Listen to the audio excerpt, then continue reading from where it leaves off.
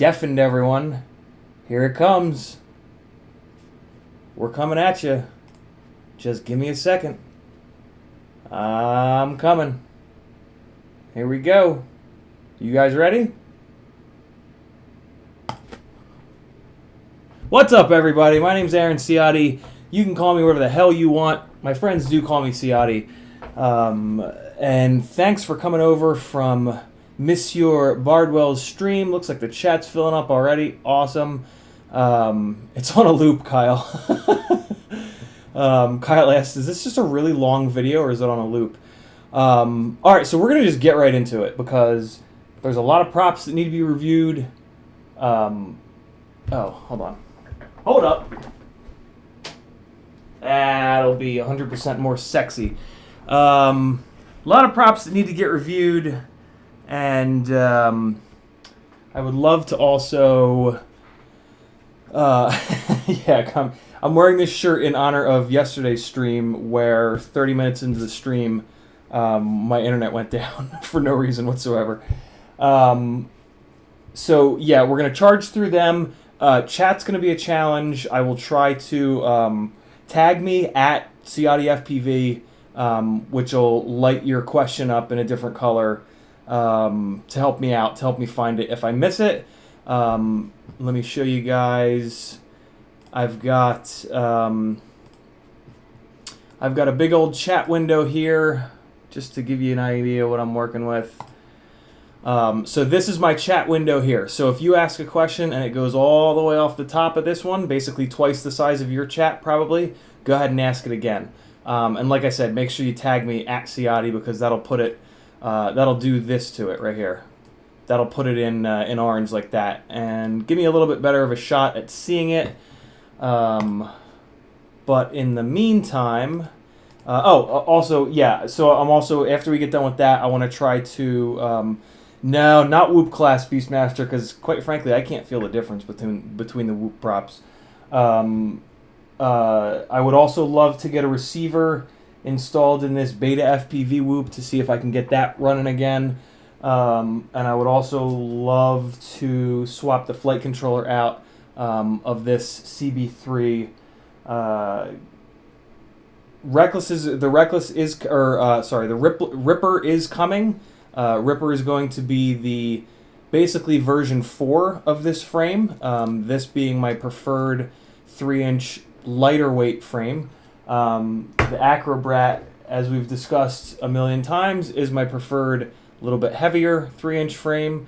So yeah, the version 4 basically of this guy is coming. It's being cut. Hopefully, I think just a prototype is being cut, and I will just bash the living shit out of it as quickly as I possibly can, so that we can get the production run done. And that'll be through my only sponsor, Rotorius, not Frotorius, Rotorius, Rotorious. If you're interested, get on their level. No, get on their Facebook group, Rotorius FPV Underground. If you just search for Rotorius FPV, I'm sure it'll come up. So, yeah, get on that. Favorite flight controller in ESC for the Acrobrat, want to get Fly asks. Look in my description. I've actually now, you guys bugged me enough that I broke down and did it. I got my affiliate link set up with Amazon and Banggood. So hit my description and you'll get a couple links to those 2 videos. Alright, so I think that covers everything. My Patreon is also in there. Over on Patreon I have it set up just like Joshua's, in that any tier gets you access. $3, $5, $10, $20, whatever, whatever's comfortable for your budget, however much you think my content is worth to you. I'm putting articles over there and videos and like quick videos that, I don't necessarily want to do a full edit on. I'll just throw them up there for everybody to check out. And it's been fun. Lots of good comments, lots of good conversations. You get access to a couple different Facebook groups that are private, one just to kind of hang out in, another one to swap stuff, swap and sell. Nice tight-knit groups. You don't have to worry about getting ripped off. So yeah, Ciotti FPV on Instagram. YouTube, of course, and Facebook. And I think that's all the housekeeping nonsense. I see my name tagged a couple times. Beastmaster asked about 3-inch or Whoop class. We're actually going to go 2-inch, 2.5-inch, 3-inch, and then even up to 5-inch. Lovecraft asks, best board to replace the Inductrix. I don't even know. Oh yeah, right. Inductrix brushless with, or do you know how to get rid of the LVC like on the brushed boards? LVC, I'm guessing, is low voltage cutoff. In terms of which brushless Whoop to get, I don't have a ton of experience with them. Beta FPV sent me their X. I don't know. It's the small one with the small props, and the X version, it's 2S. They sent me this. They sent me this a while back, and it broke within like 3 or 4 batteries. So definitely can't recommend that one. This is the Newbie Drone brushless prototype, which is unbelievably good. The first huge thing about it is it's a new cockroach frame. This is the first time there's been a cockroach frame for anything other than 6mm motors. And just like the old cockroach frame, it is unbelievable. It's pretty much unbreakable. I had one get run over by a 4,000-pound car, and I just kind of bent the ducts back straight, and it was actually flyable. I mean, I got another one because they're only $3, but amazingly, it was flyable after that. Another couple cool things about this, they've got the... wait, I might not... Alright, I'm not going to tell you any more about it. The cockroach frame is available because I signed an NDA, and the NDA is not specific enough as to what I should and shouldn't talk about. But yeah, this is, in my opinion, going to be the brushless Whoop to have. This is definitely the frame to have. If you have a brushless Whoop on the smaller props, get yourself a cockroach frame. It is so much better than the other frames, it's not even funny. Yeah, this thing, I would wait for this. This is righteous. 22 point something grams, I think. It's just killer. It's so far beyond any of the brushed Whoops. It's kind of silly. So, we are going to start with the absurd. And the OGs out there will be very familiar with this bag. Whoa. Lovecraft, I have no idea when it's coming out. But it should be soon because we've had those for over a month. So we're going to start with some old school racecraft props. And for those of you that are new to the hobby, you might not even know who Racecraft is. They were a big prop manufacturer even before my time. They were still kind of big when I first got started about 2.5 years ago, and then they just kind of disappeared into the ether, unfortunately. Their propellers are a different kind of plastic. If you can kind of see there, their clear is kind of like a cloudy clear, and they're pretty bendy. They're not the most durable props. These are ridiculous. Newbie Drone was kind of blowing these two guys, these two of their 3-inch props out. Winnet FPV, best motors for 3-inch freestyle depends on the weight of the rig. If it's a heavier, like 250-ish gram all up, you want to go with the Zing 1507s, in my opinion. Link in the description somewhere. If you're a little bit lighter, I would say like 220 grams maybe-ish and below all up. It's going to be the Emax or RCX 1306s. Hopefully I have a link to those in my description. If I don't, let me know, and I'll get one in there. But that's my opinion on props. Let me turn the volume down a little bit on the mic, because I just saw it peak, and I don't know, I might get really excited and start screaming. I don't want to hurt your guys' ears. So let's look at these ridiculous ones first. These are the less ridiculous ones. These are the 4 blades, but the pitch is pretty insane on these. Where's my little light? The pitch is like 76 on these. It's insane. Where is it? Or not. The pitch is 41. So this is a 30-41, 3041. But look at the swoop on that blade. First of all, it puts the blades sit on the top of on the hub. Like it's very unique. The Dow Cyclone 3056, which hopefully we're gonna look at. Do I have one of those? Oh man, I don't have one of those in my little pile. I'll grab one. Um, yeah, the Dow 3056 is the only other prop that does that.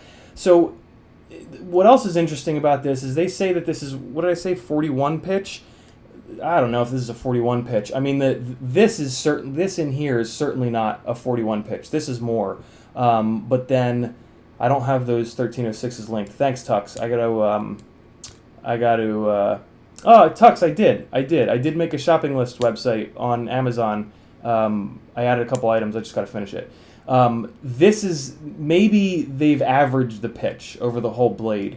And I think that's what Dow did too, because their 3056 is very similar in that there's a ton of pitch in here, and then it gets really narrow out here. I haven't actually flown these, so I won't specifically review them, but the deal with Racecraft props is they're older, they're not durable, they're not as efficient as a lot of the new props. They're fun. These ones I'm about to show you I flew, and they're probably very similar to these. But yeah, the Racecraft props are just, they're good for a laugh. Absolutely nothing wrong with them, but there are a lot of better options available. So let's throw these back in the bag real quick here, and then we'll move to the truly absurd, which are oh god, I almost threw up. 5 blades. I almost threw up because of how many blades these have. 5 blade, 3-inch props. Look at that nonsense. And the pitch is ridiculous. Hold on, let me see what the pitch is. 54 pitch. Not only are they 5 blades, but they are a 54 pitch. I have some toothpick props that we'll talk about. I don't have them all because I haven't built one yet, but I will. So yeah, 3056. I think I just said 5 blades, just limitless grip.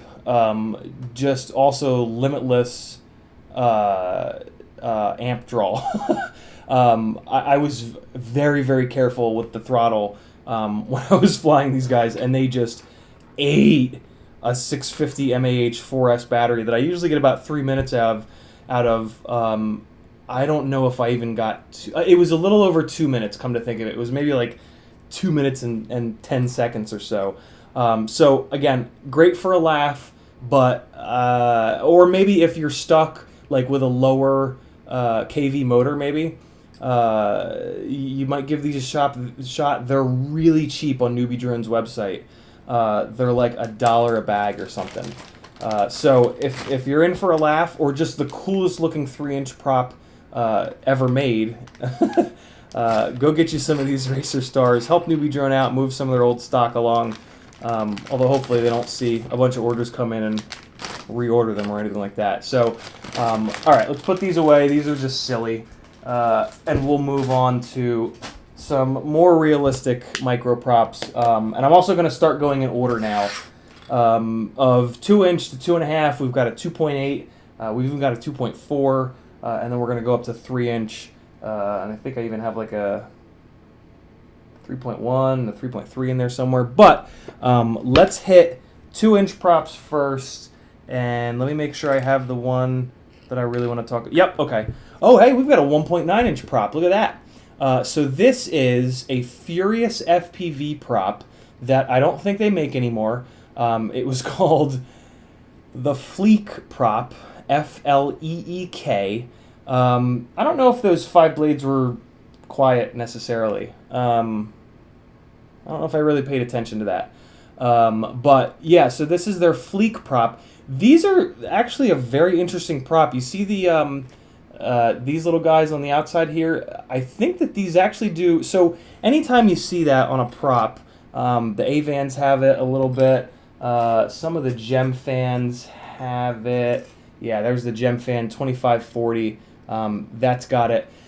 Basically, essentially what this is doing, the most inefficient part of the prop is the edge of is the very end of the blade, and it essentially makes little tiny vortices that come off of it, and they're just turbulence. It's just garbage air right at the tip. So some of the manufacturers will do this to just kind of smooth that out a little bit. It's a similar in function to when you look at an airliner now, the end of the wing has a little shit, I forget what they're called. A little vertical piece to basically stack up the high pressure air and not let it escape as easily. And it kind of does the same thing. It tries to make it more efficient, or it tries to manage the vortices. Well, on an airplane wing, it does. But on these, they're trying to do that. They're just trying to manage the garbage coming off the end of the blade. And these guys, these did a really good job of that. Unfortunately, they're about the flimsiest prop I have ever experienced. You basically crash with these props and make the walk because one of them is going to be bent so bad that you really can't fly back. And again, interestingly, these are a 1.9 inch prop. I don't know why they made that size. I'll bet there was a frame that needed a 1.9 inch prop 3 years ago. Winglet, that's what it's called. Winglet. Thanks, Lance. Oh yeah, I could. Tux, thanks. So yeah, that's that. Very efficient. The Micromotor. What's his website or Facebook group? Micromotor Test Lab. If you type in Micromotor Test into Facebook search, it'll find it. He tested the 2-inch version of these, and they were the most efficient and put down the most power actually out of I think all the 2-inch props. But again, you just can't fly them. They just, you crash them and they just explode. The props either fly off or God knows what happens. So yeah, this is the 2-inch version of it. Again, Furious FPV Fleek prop. Don't know if you can get them again or anymore. But I mean, I guess maybe if you're doing like a 2-inch long range rig or something, maybe get these, but they're a 4-blade. I would actually go to a 3-blade. That's probably going to work better for you. But again, super interesting prop, old school. Yeah. What's next? Next, we're going to talk about the OG of 2-inch props. This is the Gemfan 2035? Is that what it is? 2035, I think? Yep, 2035. This, for a long time, was the only 2-inch prop that was properly balanced. The problem with it, just like those Fleek props, is that it's very flimsy.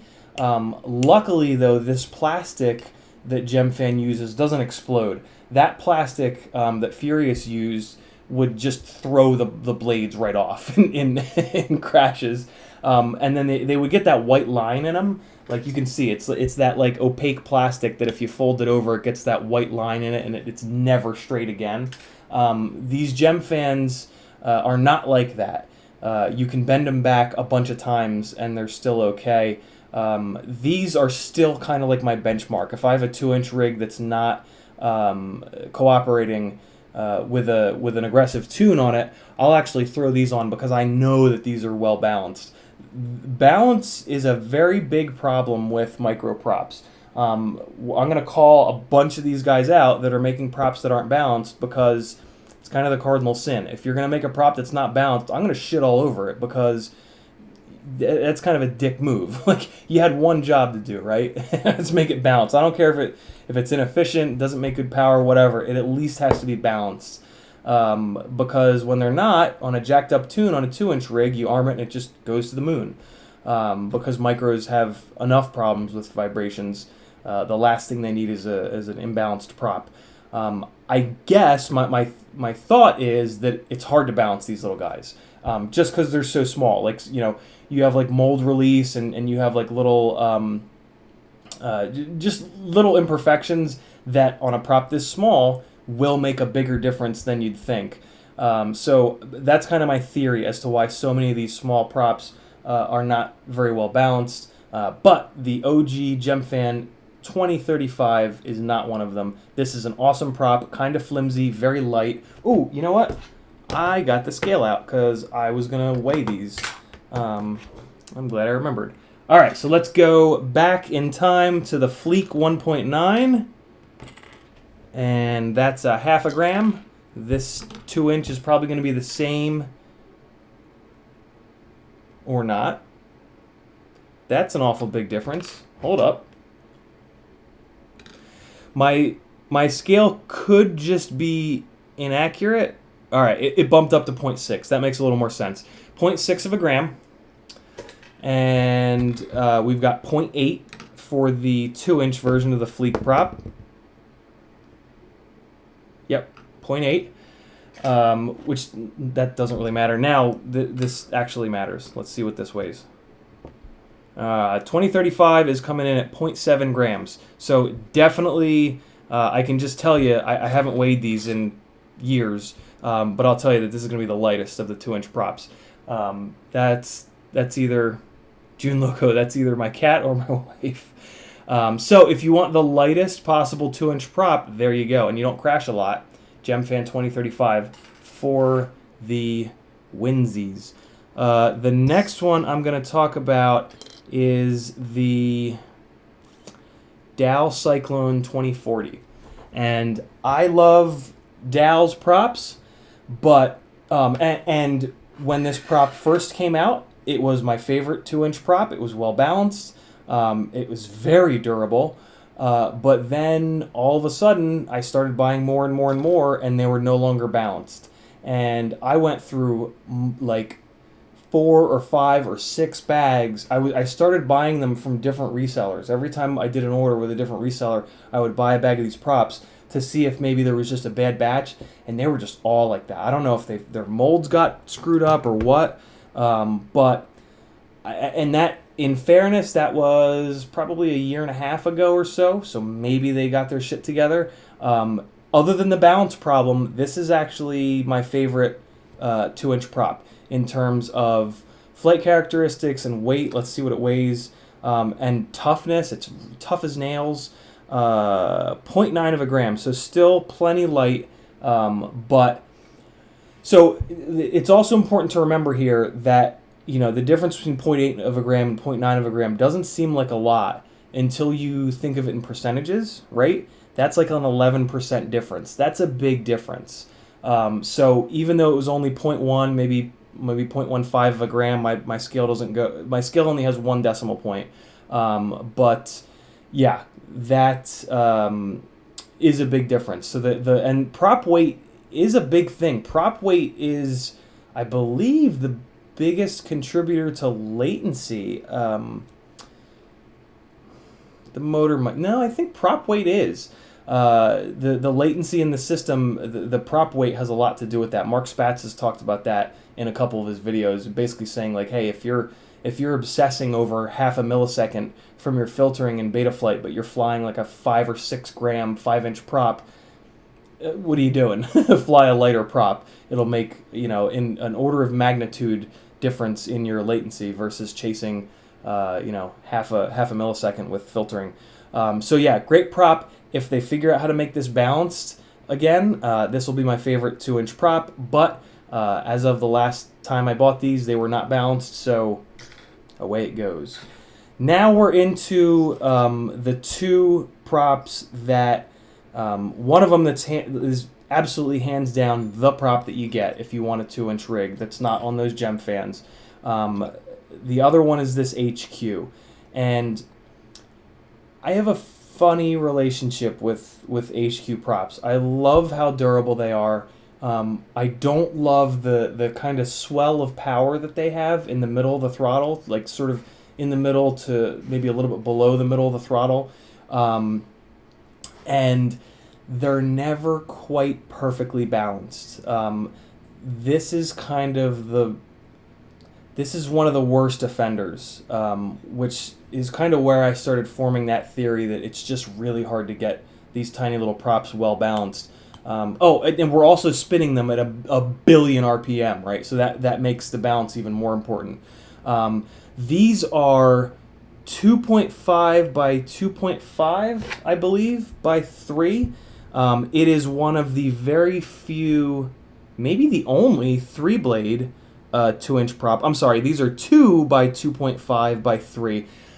Anybody that doesn't know what those numbers mean, so there's 2 ways to name a prop. Number by number by number. The first number is the diameter. The second number is the pitch, which is essentially measuring how how much angle of attack the blades have, and then the third number is the number of blades. So this is a 2 inches by 2.5, 2.5 pitch by 3 blades. The other way to number props is, what's the Avan? Oh, I forget. They don't name the other way. The way that Dal and Gemfan name their props is this one, for example, 20. Is this 2035 or 2040? I think this is 2040. Hold on.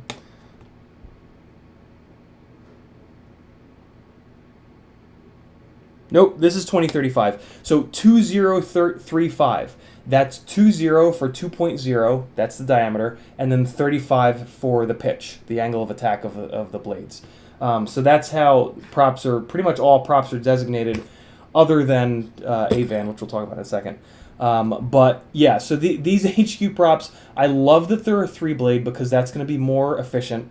And I love how durable they are. God damn, are they durable. But if you have an aggressive tune, you're going to have to back it off a little bit with these guys. Just because, again, they're just not super balanced like the Avons, which are right now the winner. Although, wait, there's another Avon. I don't have it in my pile. Hold up. Let me find the other one. I was going to say, I know there's another 3-blade 2-inch prop. Why can't I think of it? I mean, I grabbed like one of every prop, and I knew I was going to miss one.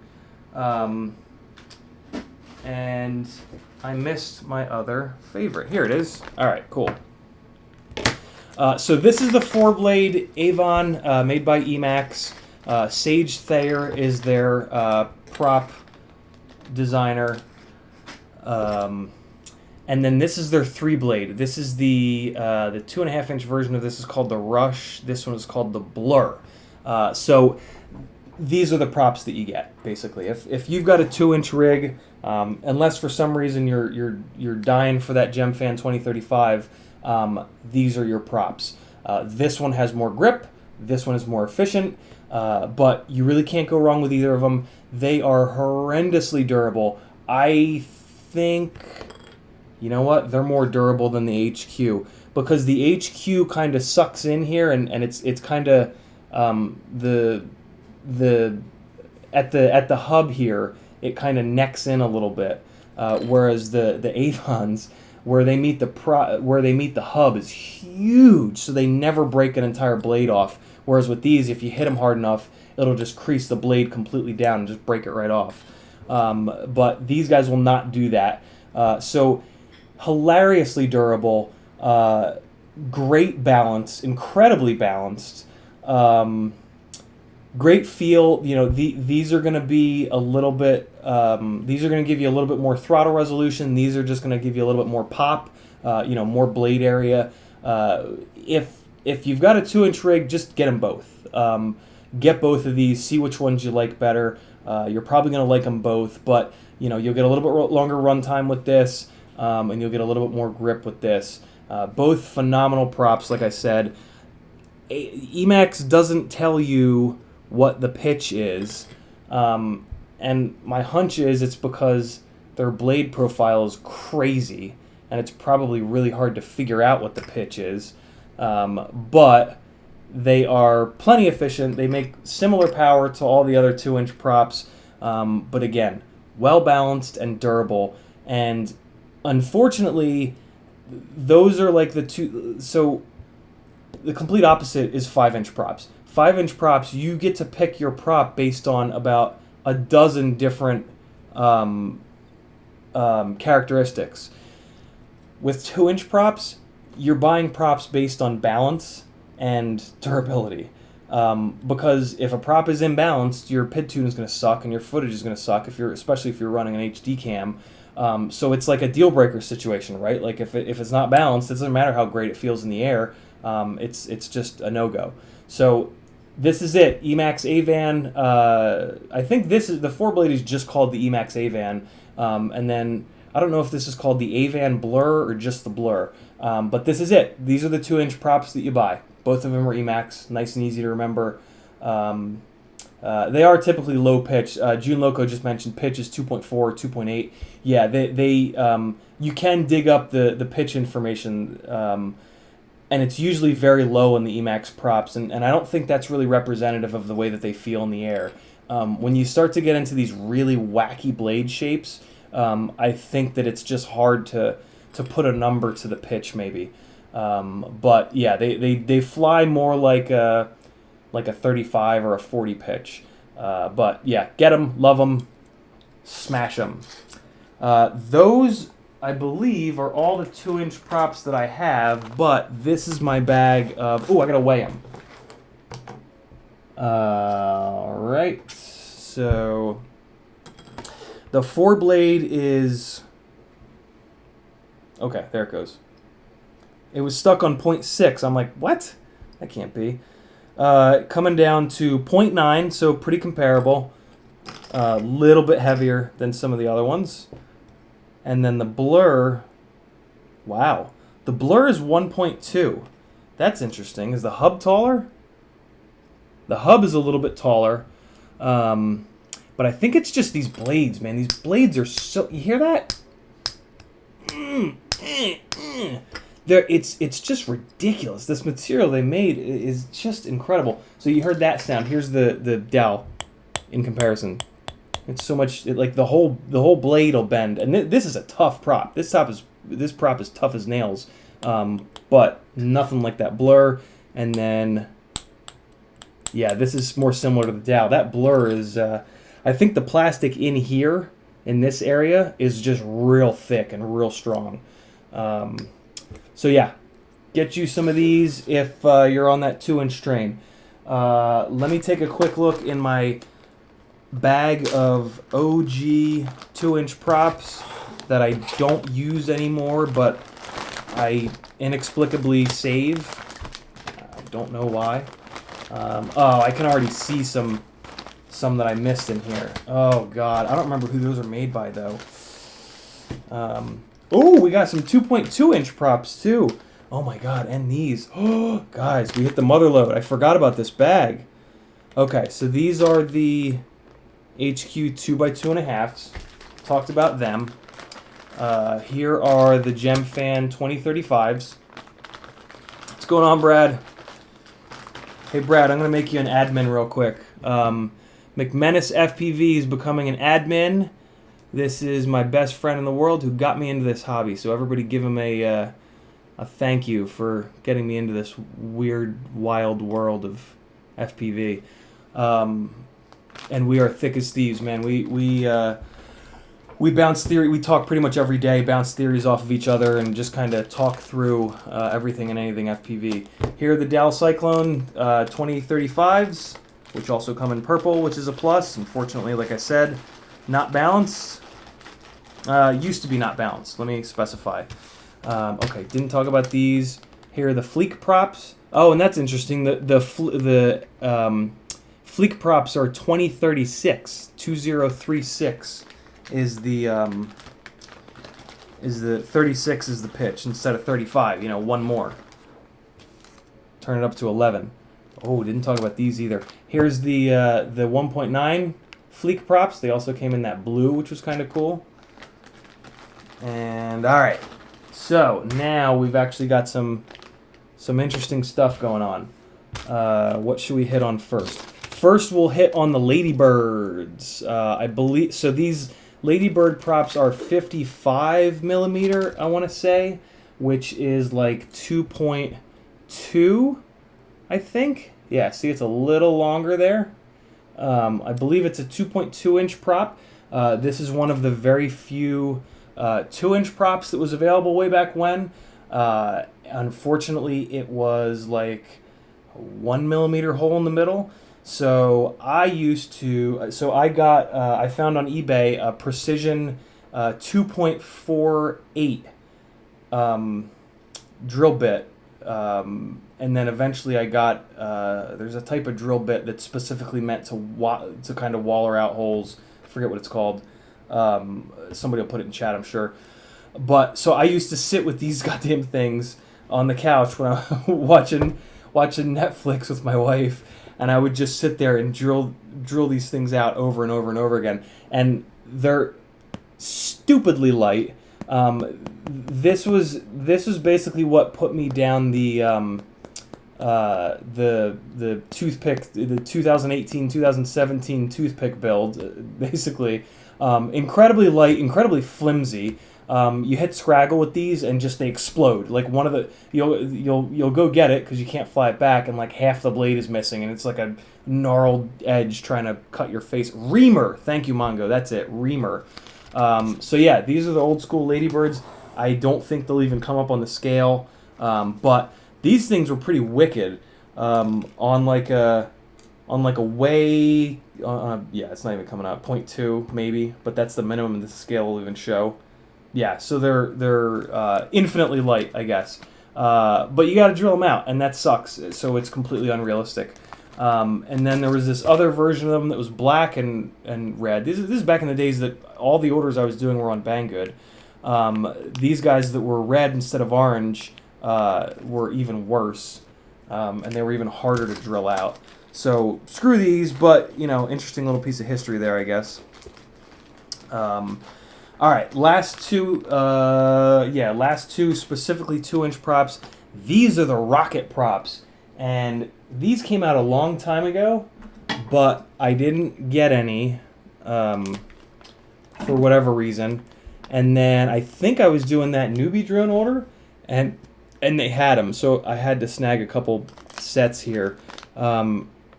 These props have such a cool shape to them, but Micromotor Test Labs tested these, and they were no more efficient.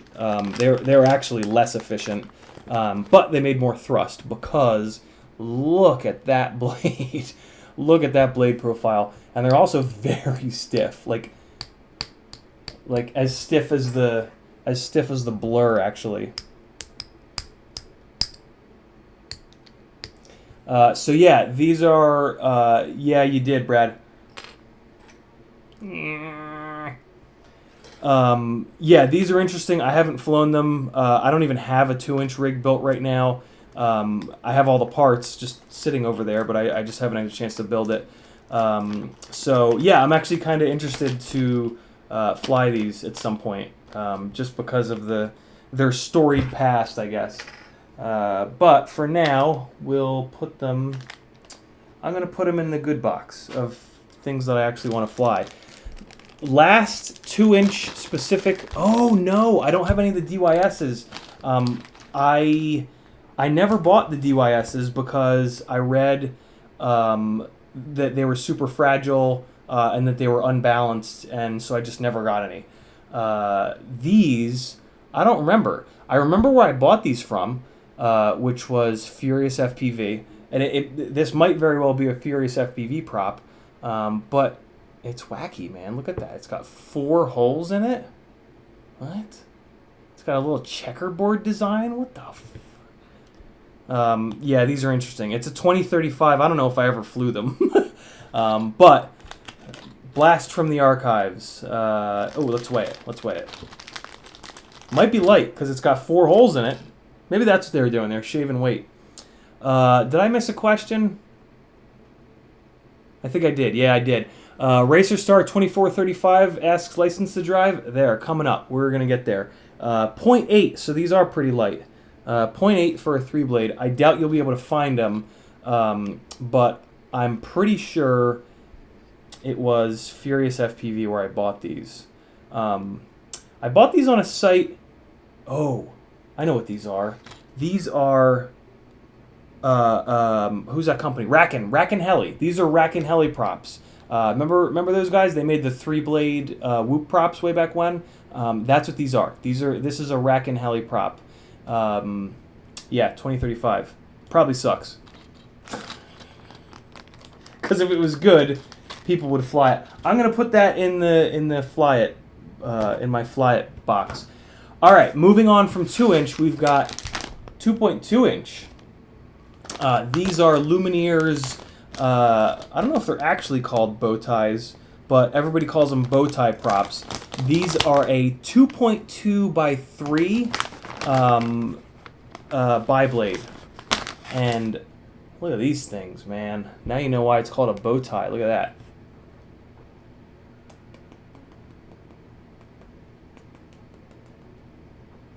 that. Yeah, these. I'm very embarrassed to say that I haven't flown these because I've heard they're really good and I've heard they're very efficient. I think they look horrible. Um, my excuse for not having flown them is officially that I didn't have a 2-inch rig built when I got these. Um, but the actual reason is just because they look like shit and form over function, right?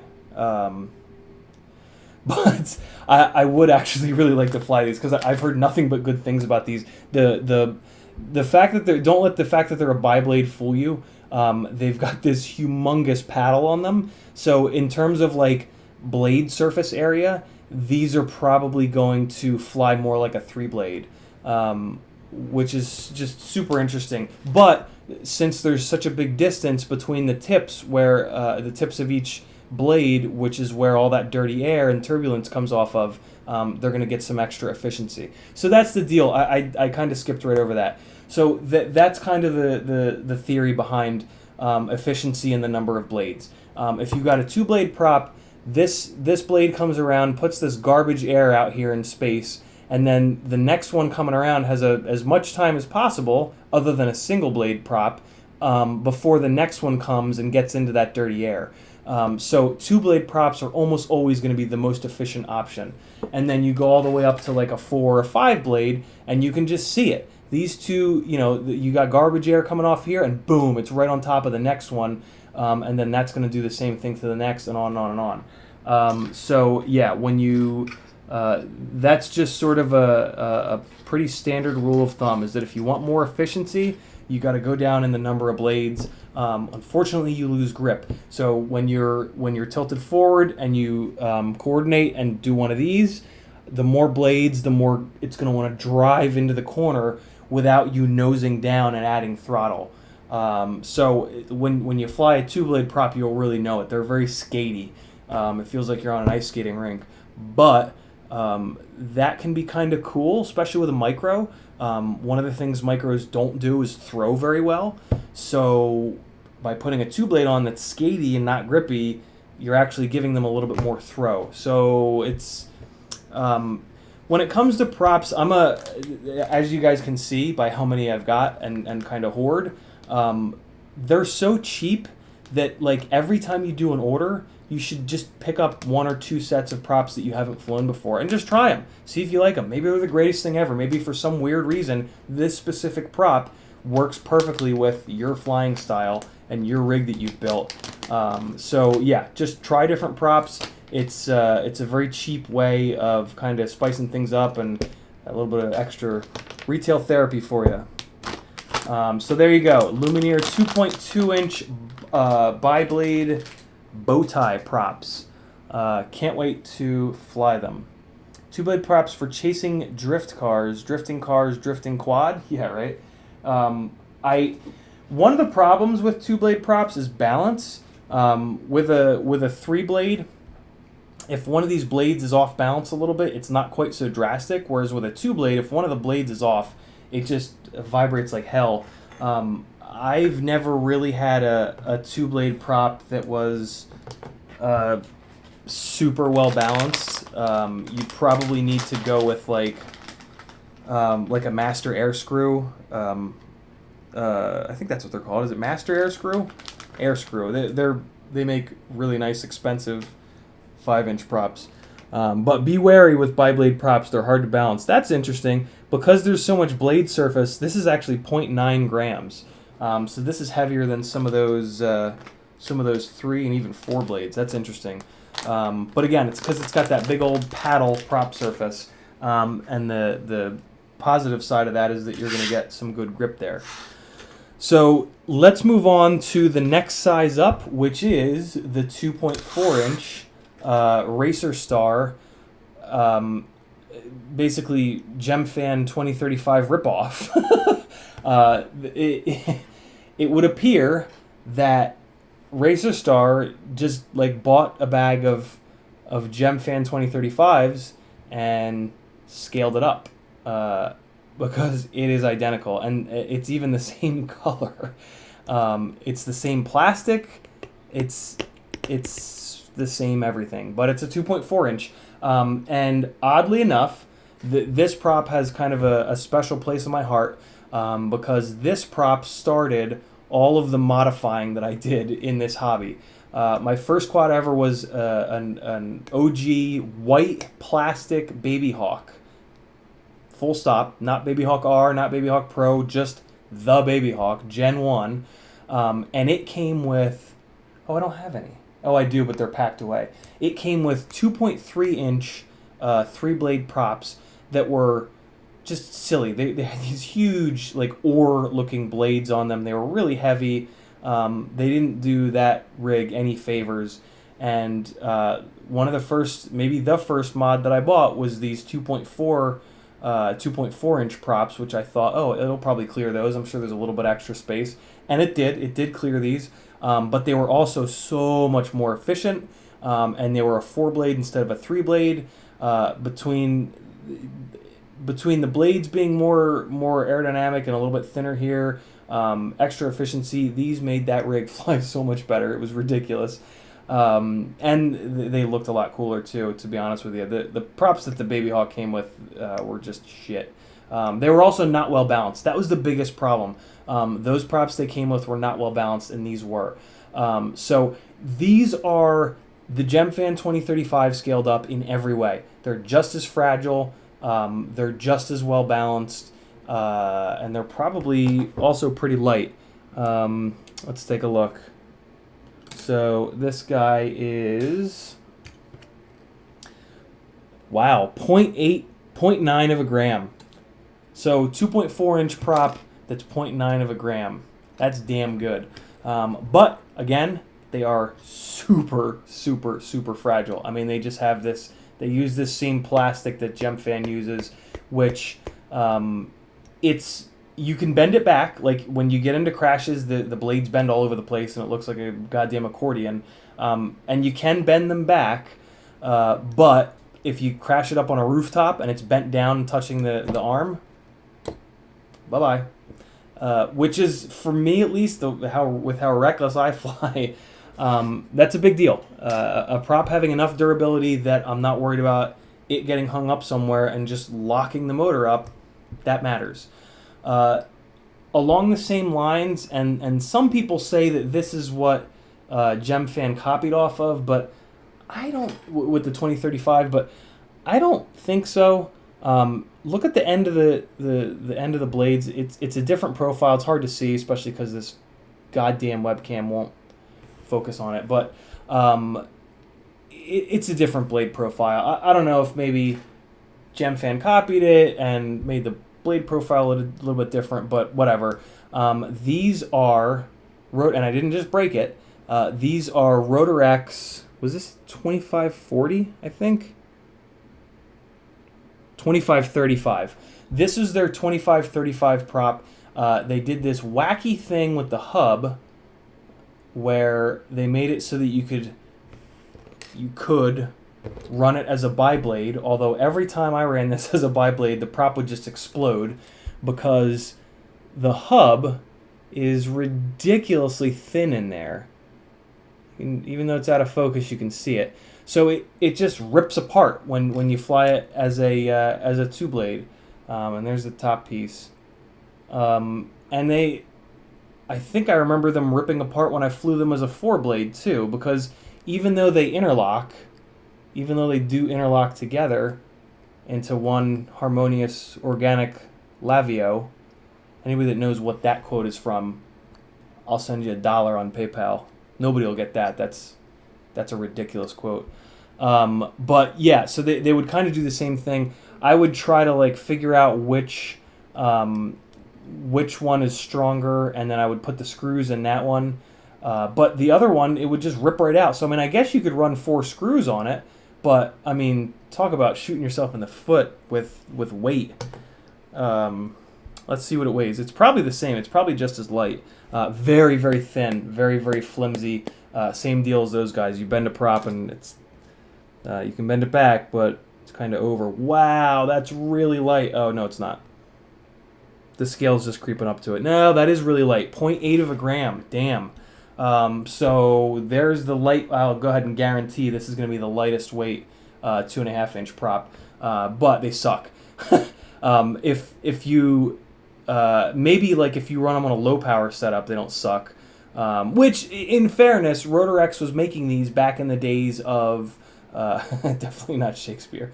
Rotorex was making these back in the days when micro motors didn't make shit for power, so they were great back then, but were quite a bit beyond that. Let's see what I want to show. Oh yeah, okay. So, unfortunately, because I like their other props, but Azores is being put on blast, as the kids say. This is Azores. This is like the newest 2.5-inch prop. This is Azores 2540. Yep, 2540. And again, with the cardinal sin, they're not balanced. I was really excited for these because this blade profile that's unique to Azure, on their website, they certainly make it seem like this is a more efficient shape. They've got a little bit of action going on out here. The long-range guys really like the 6-inch Azure props, which makes me, again, think that they are efficient. But they're worthless because they're not balanced. Again, I only bought a couple sets early on when these came out. That's when I would think that they would be balanced. I would think that or Azure, or however the hell you want to pronounce them, I would think the early batches would be really well balanced before the molds get the shit kicked out of them from making a million of them, but I don't know. It just was not balanced. There's no like bubble in the hub or anything weird like that. I assume they feel like they're pretty durable, but it doesn't matter because you have to completely hammer your PID tune to be able to run the damn things, and it's just stupid to run an unbalanced prop. I mean, there's not enough good about it to offset the fact that it's unbalanced. So throw it away. Next, we'll get into the HQ offerings at 2.5-inch. One of these is 2.5 by 2.5 by 3. The other one is 2.5 by 3.5 by 3. Again, the difference is going to be, so this is the 3.5. It's probably hard for you guys to see it. Nah, you can see it. See how much steeper the pitch is in this hand? So this is the 2.5. Sean Hales with a great question. I kind of skipped over that. How do you know if they're not balanced? One of the ways that I used to do it back when I was actually trying to balance, I was so nuts back in the day that I would get some of these imbalanced props and I would still want to write a review and know how they were. So I would fucking sit there in the couch and balance them. And balancing props, I mean, all you're doing is just taking material off to lighten up one of the blades. You figure out where the heavy spot is, and then you take material off the opposite side. I'm sorry, reverse that. You figure out the heavy spot and you take material off the heavy side. The one of the ways that I figured out how to do it is I rolled up my solder like this, and I run it through the middle, and I would just sit here and really lightly spin it. And it's not a perfect, there's friction between the solder and the hole, so it's not a perfect way. 5-inch blades, they sell little balancers that are on bearings, and the bearings make that nice and smooth, so it works a lot better.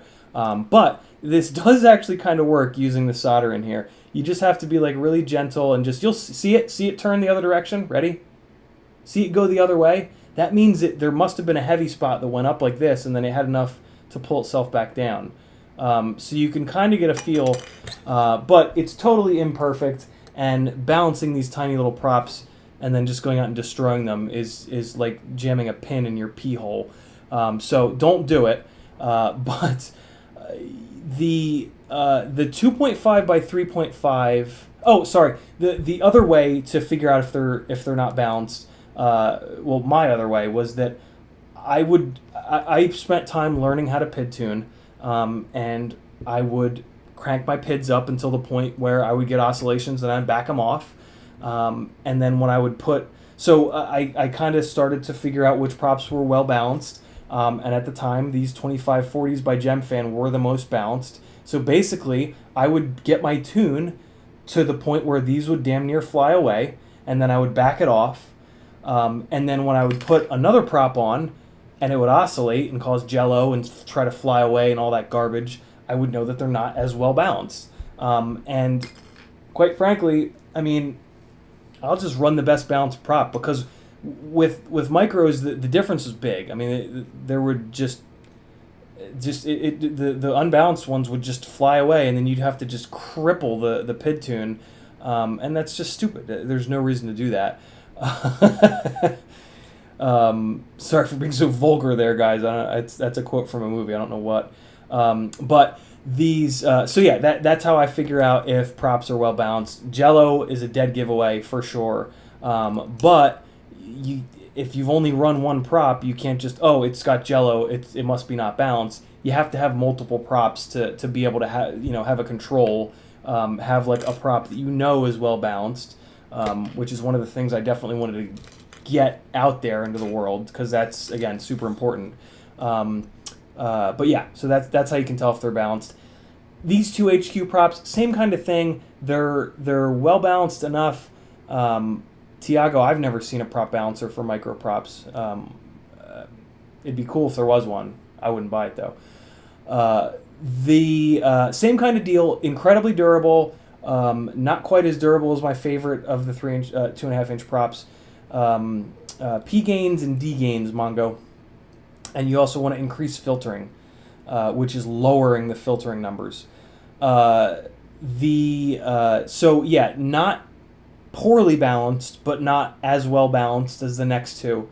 The 2.5 by 3.5 by 3, it's like the most draggy 2.5-inch prop by a long margin. The current draw from this 2.5 by 3.5 is horrendous. I don't even think they make this anymore. A whole bunch of us, because we were really excited when these first came out, to get a durable 2.5-inch prop, but a whole bunch of us were like, messaging HQ, like, what is the deal with this prop? Like, my run times are down by like 45 seconds, and like the current draw is nuts, and they would like bog the motors down, just way too pitchy. Again, I guess if you for some reason have a low or stuck with a low KV setup and you have to have a 2.5-inch prop, maybe go with these. But like I said, I don't even think they still make them. The 2.5 by 2.5 on the other hand is pretty damn good. It's similarly so here's another thing about HQ. Their pitch designations, in my opinion, are low. So this is a 2540 and this is a 2525, and these two props feel really similar in terms of pitch. I don't know what it is about HQ's blade profile, but they just, or maybe the way that they're calculating the pitch is different. But HQ props just, and this goes for their 5-inch props too, they just tend to fly like they have more pitch than advertised. But so this 2.5 by 2.5 is kind of in the middle. It's not quite as pitchy as the next one I'm going to show you, which is the GemFan 2540, but it's not quite as docile as the my favorite 2.5, which is the Rush. I realized that I just forgot to weigh a couple of these, so let's bash through that. But yeah, good props, relatively durable, but the next two that I'm going to show you just kind of romp on these in every possible way. The only real reason to get these at this point, I guess, would be because they're purple, which is a reason. I ain't going to be mad at you. So the Azure, however you pronounce it, they are 1.1 grams. The HQ 2.5 by 3.5 is 1.2 as well, and the 2.5 by 2.5 is 1.2 as well. Next one, GemFan 2540. This was the first well-balanced ripper of a 2.5 inch prop. A little bit more durable than the 2.4 inch prop. Still kind of flimsy, and these blades break at the hub. They get very thin and very flimsy here at the hub. So you go crashing through Scraggle, and it'll just rip one of these blades completely off. They also do that same thing where they bend. Gemfan uses this plastic that's like really good, but it does kind of get mangled if you slam them really hard. So this is, if you want the shredder 2.5 inch prop, this is the one. It's a 25-40 pitch. I think that makes it the most pitchy of the 2.5 inch props, and it's light, 1 gram, 1.0 gram on my scale. These are awesome. If you've got a 2.5 inch rig, have a couple bags of these because they just hammer. They make really, really good power, and they're also very efficient. Again, you can see the little winglet going on there. Is it easier to see if I hold them against my shirt? Yeah, I guess it is.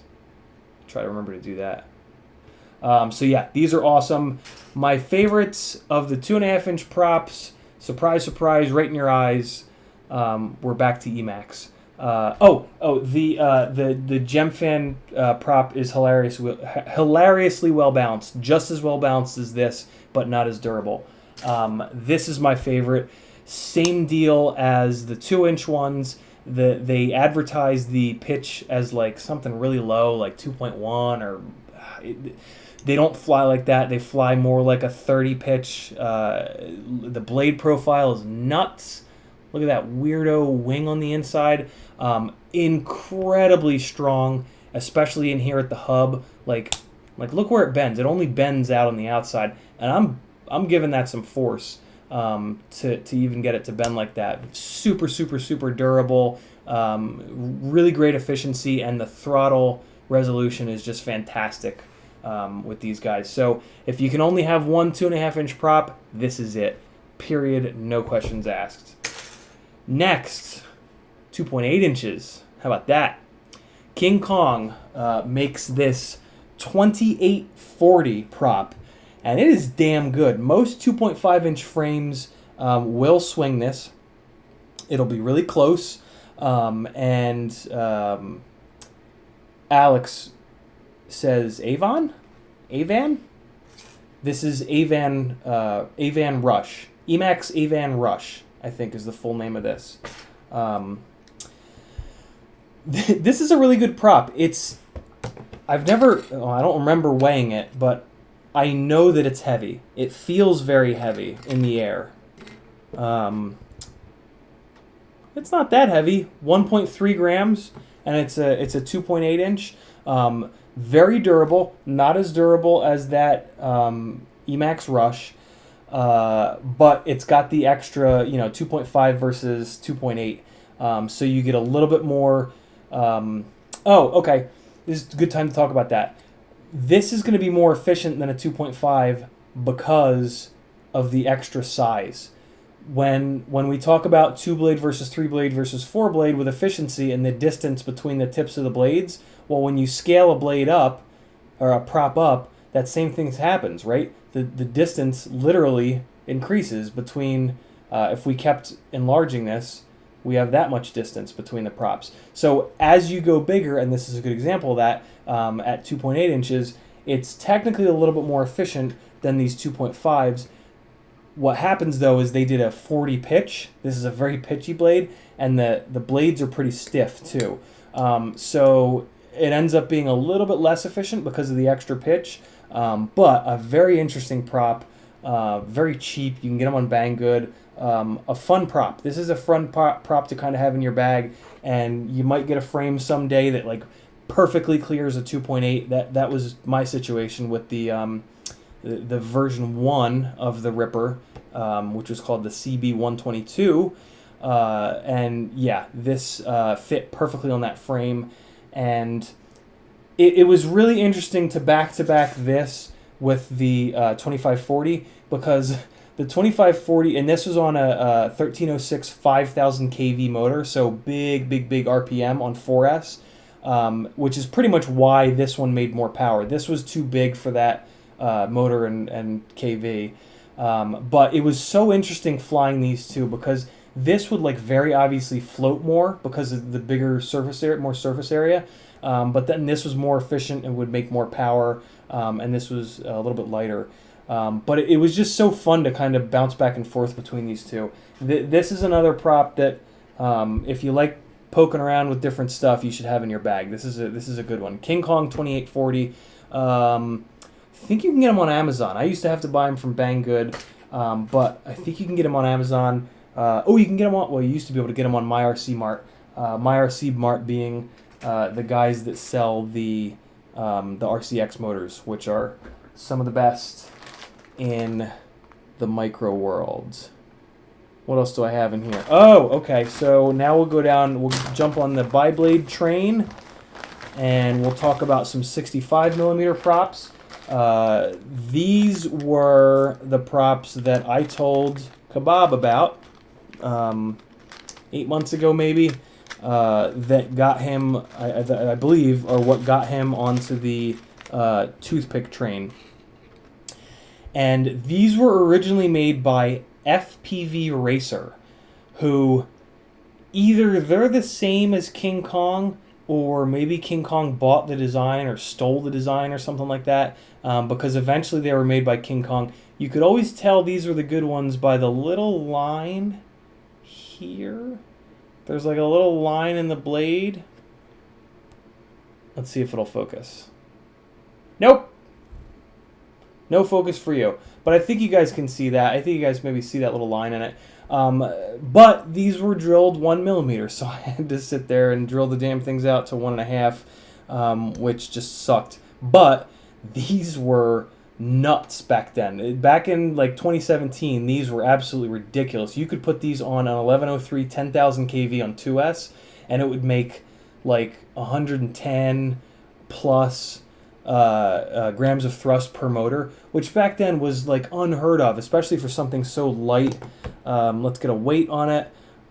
Same deal as the Ladybirds, very fragile. You had to drill them out, real pain in the ass. But 0.3 of a gram. So, no, 0.4 of a gram. So hilariously light 2.5 inch prop, unbelievable performance. And they were 65 millimeter, which is like 2.65, I think, inches. So they were kind of along the same, but you had to spin the shit out of them. You know, these really, like the Ladybirds and these, you had to, since they don't have a lot of blade area, you had to put a ton of RPM into them to get any thrust out of them. But when you did that, they made great thrust, and they were super efficient, again, because they're lightweight, and they got a nice big amount of distance between the tips of the blades. Gemfan, I'm sorry, this was not 65, this was actually 66 millimeters. The Gemfan version was 65 millimeters and nowhere near as good. The plastic they used wasn't as good. They were not as well balanced. They kind of sucked, to be honest. So, yeah, don't get these white Gemfan 65 millimeters. Don't get these FPV Racers either, because you have to drill them out. Get Kebab did a 2.5 inch or a 65 millimeter prop. So get those, because those are far superior to these. Let's put these away forever. I will literally never fly these again. I wondered why I hoarded all my props. And tonight, and the inevitable full-blown edit that I will do on this subject are the reason why. And that's good enough for me. Sometimes hoarding rules. Not often, but sometimes. Okay, so I think that wraps up the 2.5-ish prop scene. Yeah, okay. I haven't had a 2.5 inch rig built in a while, so any 2.5 inch props from the last year or so that have come out, other than those Azures, I don't have. I do have a 2.5 inch frame that I have been meaning to build, so I will dive back in at some point. No idea when that will be. Sorry, but I'll get to it. 3-inch props. Look how many. Oh, there's so many. I have most 3-inch props. I don't know of any 3-inch props that I don't have, to be quite honest with you. Let's start with the 2 blades, I guess, and then we'll go up to the 3 blades. So, all right, starting with the worst is this an HQ? Yeah, this is an HQ 3x3x2. This is an airplane pusher prop. But way back when, before my time, this is all there was. They flew airplane pusher props. And that's what this is, and it sucks. It's not well balanced. It doesn't do anything well. It's a very old profile. And you have to use these dumb-ass inserts that fit way too tight. And if you... you the first time when you get these, you put it on the shaft and it doesn't go down. Okay, well, I'll just crank the screw on. Well, what happens when you break it? I had to cut 1 or 2 of these off with with a pair of dikes because they just refuse to come off. So yeah, don't get these. But little slice of history. Next, we are going to talk about the... I want to say it's Gemfan. Pretty sure it's Gemfan. 3020. Ooh, let me weigh this stupid thing. I bet you it's heavy because of this corny ass insert. 1.3 grams. Not bad. But for comparison, 1.3 versus 0.4. So this is the 3020. This is another prop that I don't think you can get anymore. If you can find this prop, make sure you get the white version of it. The white version of this prop was made by... oh no, this was not Gemfan. This was Rotorex. Gemfan made it when Rotorex stopped making it, and they made it in like lime green. This isn't it, but this is green. For anybody colorblind, they made it in lime green and orange, and I believe black, and they're awful. They used a much different plastic, and it's already a very thin blade profile, so they would just explode.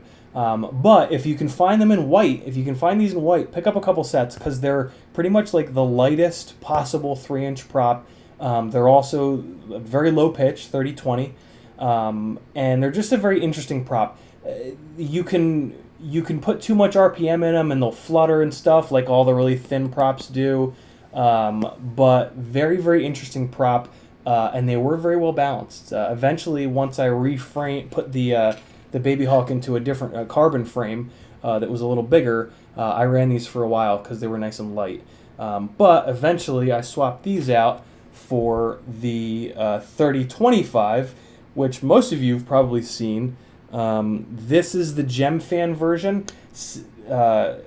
There's, again, a color discrepancy. These also come in orange, green, and not see-through, like opaque, full-blown black.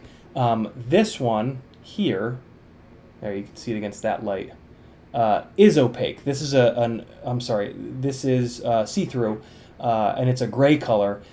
And same kind of deal. Rotorex, even though this one has GF, Rotorex had something going on with Gemfan. But yeah, if you can find these in this see-through gray, pick up a couple sets. It's a much better plastic, really resilient plastic. These are kind of old hat at this point. But yeah, you know what? Don't pick these up. The 3020 is an interesting prop. This is not an interesting prop. This is just a shitty 2-blade 3-inch prop. Let's see what it weighs. Yeah, way heavier, 0.9 of a gram. Big old paddle blade. You lose a bunch of efficiency there. More grip because of that, but just kind of no reason to get this prop because of the next few that I'm about to hit on. Next one here is actually another pusher prop.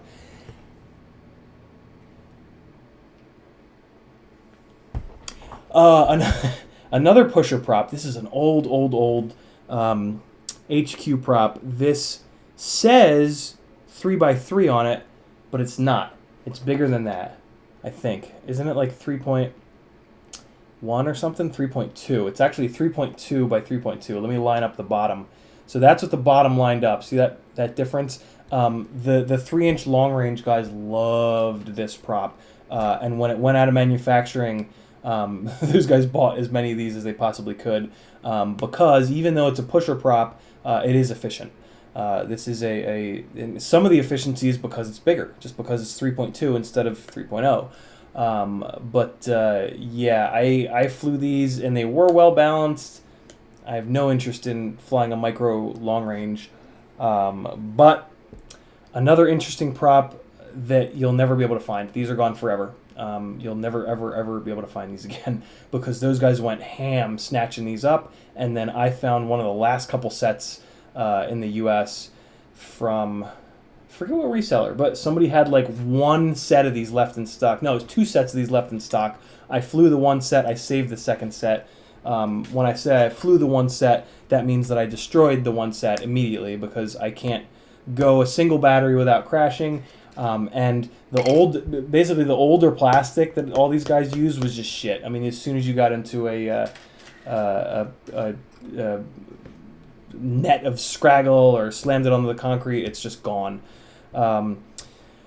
The current crop of bi-blade 3-inch props are what you want. And these are kind of the two. I think there might be one other that... the Gemfan 3018. That's apparently the one to have. I don't have any yet. I will when I do the 3-inch toothpick build. But that 3018 is Kebab's current favorite. These are the other 2 really good 3-inch props. This is a 3x3x2. This is a 3x2x2. Let me weigh this guy. Let me weigh the 3.2. I keep forgetting to weigh him. Let me put the scale over here. Maybe I'll remember. The same kind of deal. Not the best balanced. Well, yeah. These are just as well balanced as the Gemfans in terms of bi-blades. They're not as well balanced as the tri-blades. The pusher prop is 0.8. But these are good. These absolutely work. You won't have to completely eat your PID tune to get these to run. And these are really good props. I really do like these 2 props. If you're into the bi-blade 3-inch thing, you can't go wrong with either one of these. Yeah, definitely the 2 best options in HQ for a bi-blade 3-inch prop, because the 3018 is a Gemfan. So now let's jump into the tri-blade 3-inch props. And I just dropped one.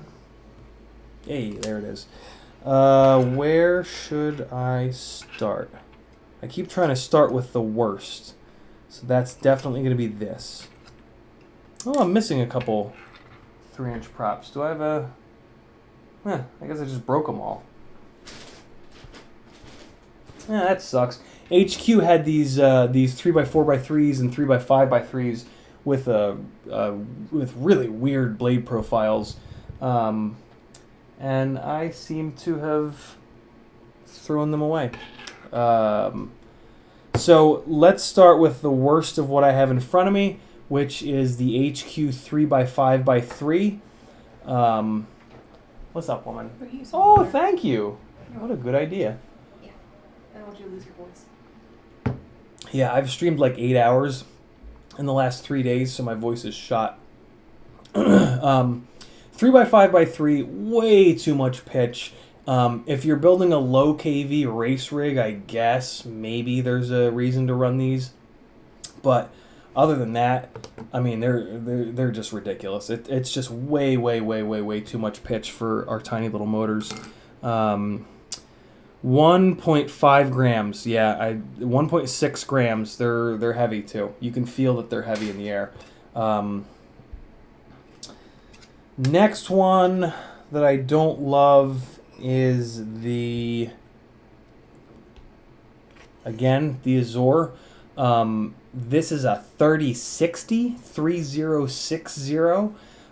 It's another one of these props, though, that doesn't quite look like it has that much pitch.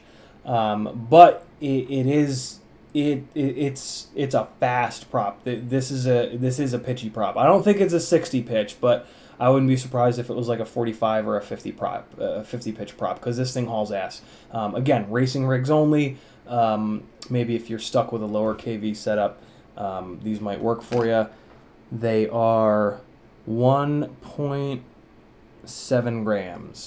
The balance is not nearly as bad as their 2.5 inch, but yeah, just not a super interesting prop unless you're racing. If you're racing, snag some. You might like them.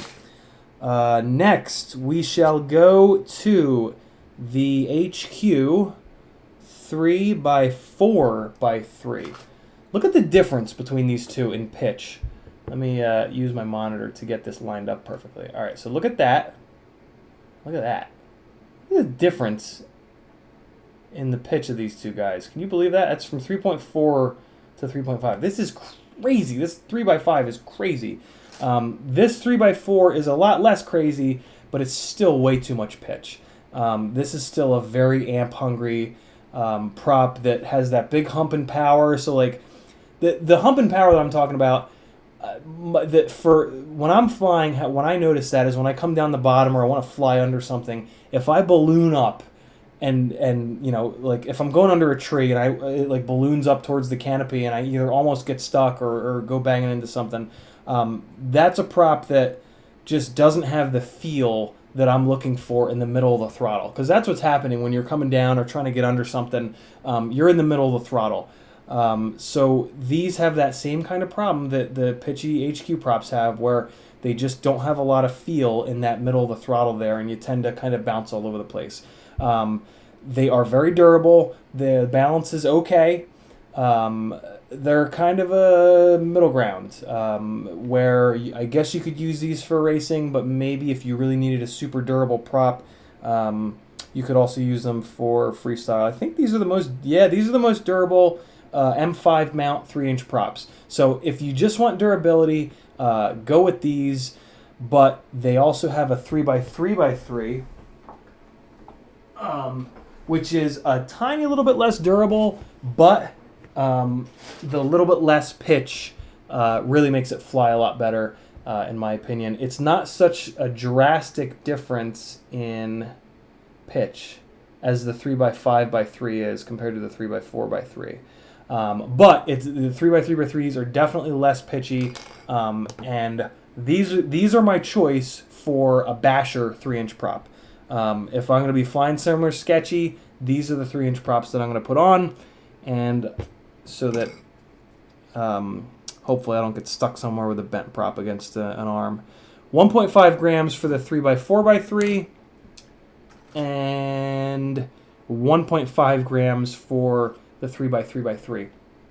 If you want to buy these, I only know one store that has them, and it's Race Day Quads.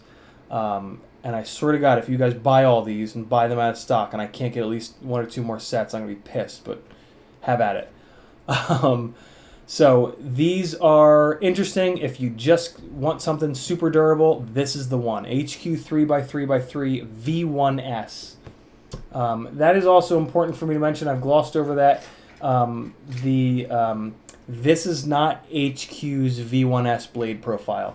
This is. The V1S blade profile we've all seen a million times. That's, they used it in their 5-inch props, the 5x4.3 that everybody flew last year and the year before, is this V1S profile. It's a really good blade profile. It's a really good blade shape, other than the fact that it does that thing where it has this like extra power in the middle of the throttle. It's not as linear as a lot of these other props.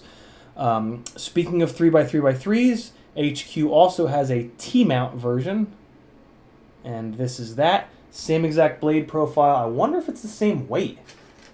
What did I do with it? Here it is. I'm super curious now if it's the same weight. M5 3x3x3. If anything, I would think the M5 is going to be lighter because there's a bigger hole cut in the middle. 1.5 on the M5 mount and 1.5 on the T mount. So they weigh the same. Same exact review. If you just want durability, this is the one for T mount and for M5. Great prop, much easier to find. You can find this pretty much anywhere. I lied. I don't think you can find this anywhere. I think Pyrodrone is one of the only shops that sells this T-mount 3x3x3. At least they used to be. When I was buying a lot of these, that was the only place you could get them from.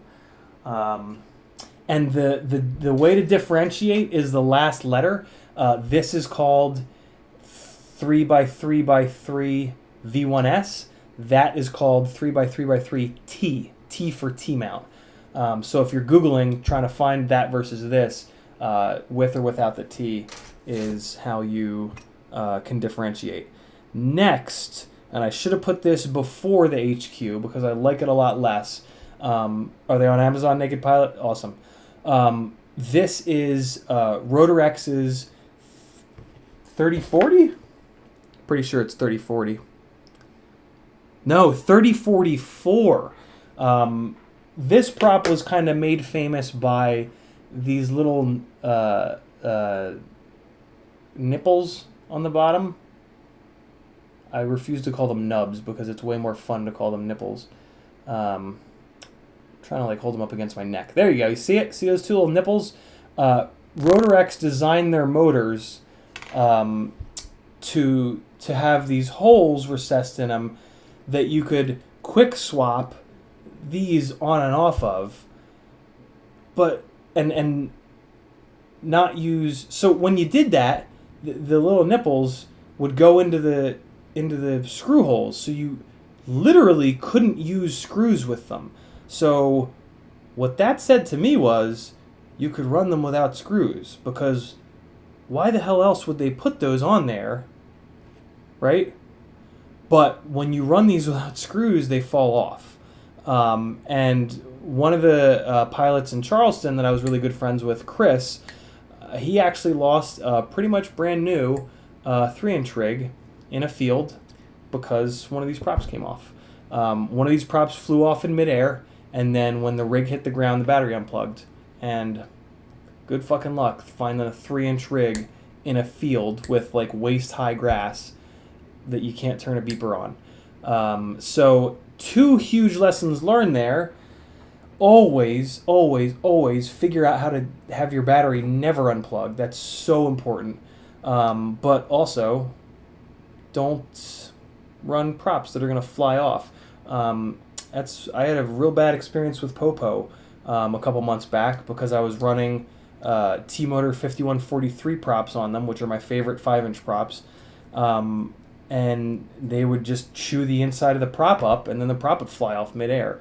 So yeah, big time lesson learned. The big lesson learned there, though, was always figure out how to have your battery strapped on enough where it's not going to fly off, but also make sure that your XT30 or XT60s are kind of like tucked in there. And like what I like to do is I run them up into the battery strap area, so that when I crank this battery strap down, it is holding both the male and female side of the XT60 in against the battery. So the only possible way for this thing to unplug is if this battery strap full blown lets go and it throws the battery off and unplugs itself, which I have yet to have happen.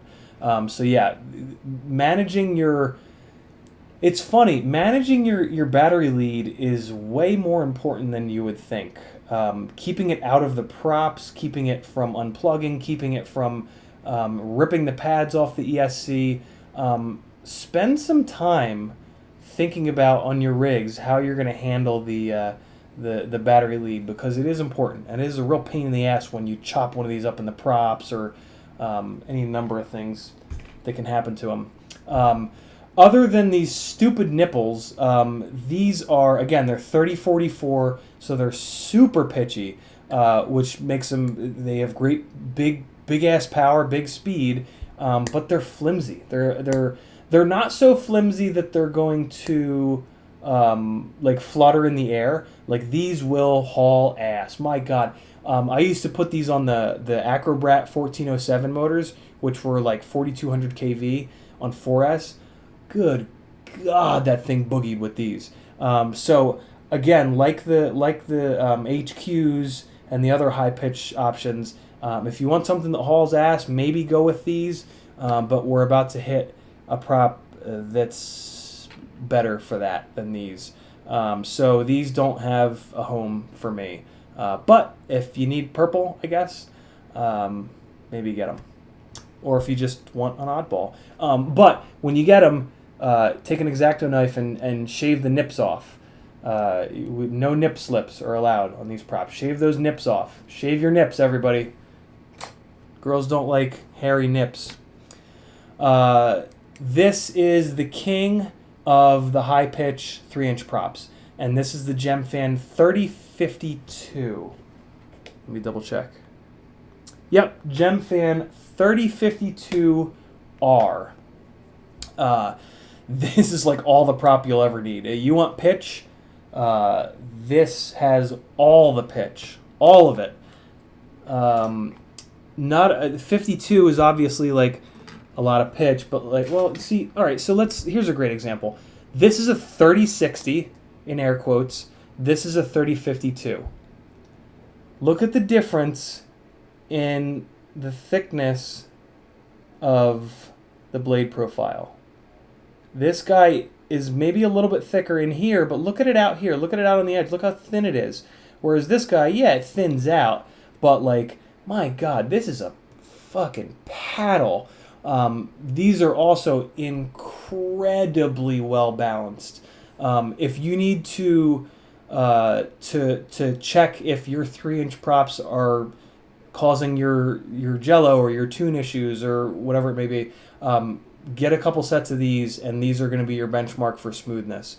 The 3044 is 1.5 grams, so it's light. So if you want a lightweight, if you need a lightweight high-pitch prop, I think this is the one for you. Unless this Gemfan is lighter. Gemfan is 1.6. What did I say this was? 1.4? 1.4. That's a real difference. Again, that's 0.2, which at 1.5, that's roughly like an 8% difference. So 8% lighter, you'll probably feel that, and the PID loop will literally work better with a lighter prop. But this is the prop to have. If you want a pitchy prop, if you're racing 3 inches, 3-inch rigs, this is it. This is the one that you want. Gemfan 30, what did I say? 3058? 3052? 3052. Yeah, get a couple sets of these in your bag if you fly an M5 3-inch rig. Because they're so well balanced and they're just a hoot. They just scream and just haul all the ass. Next up is a contender, a very strong contender for my favorite T-mount 3-inch prop.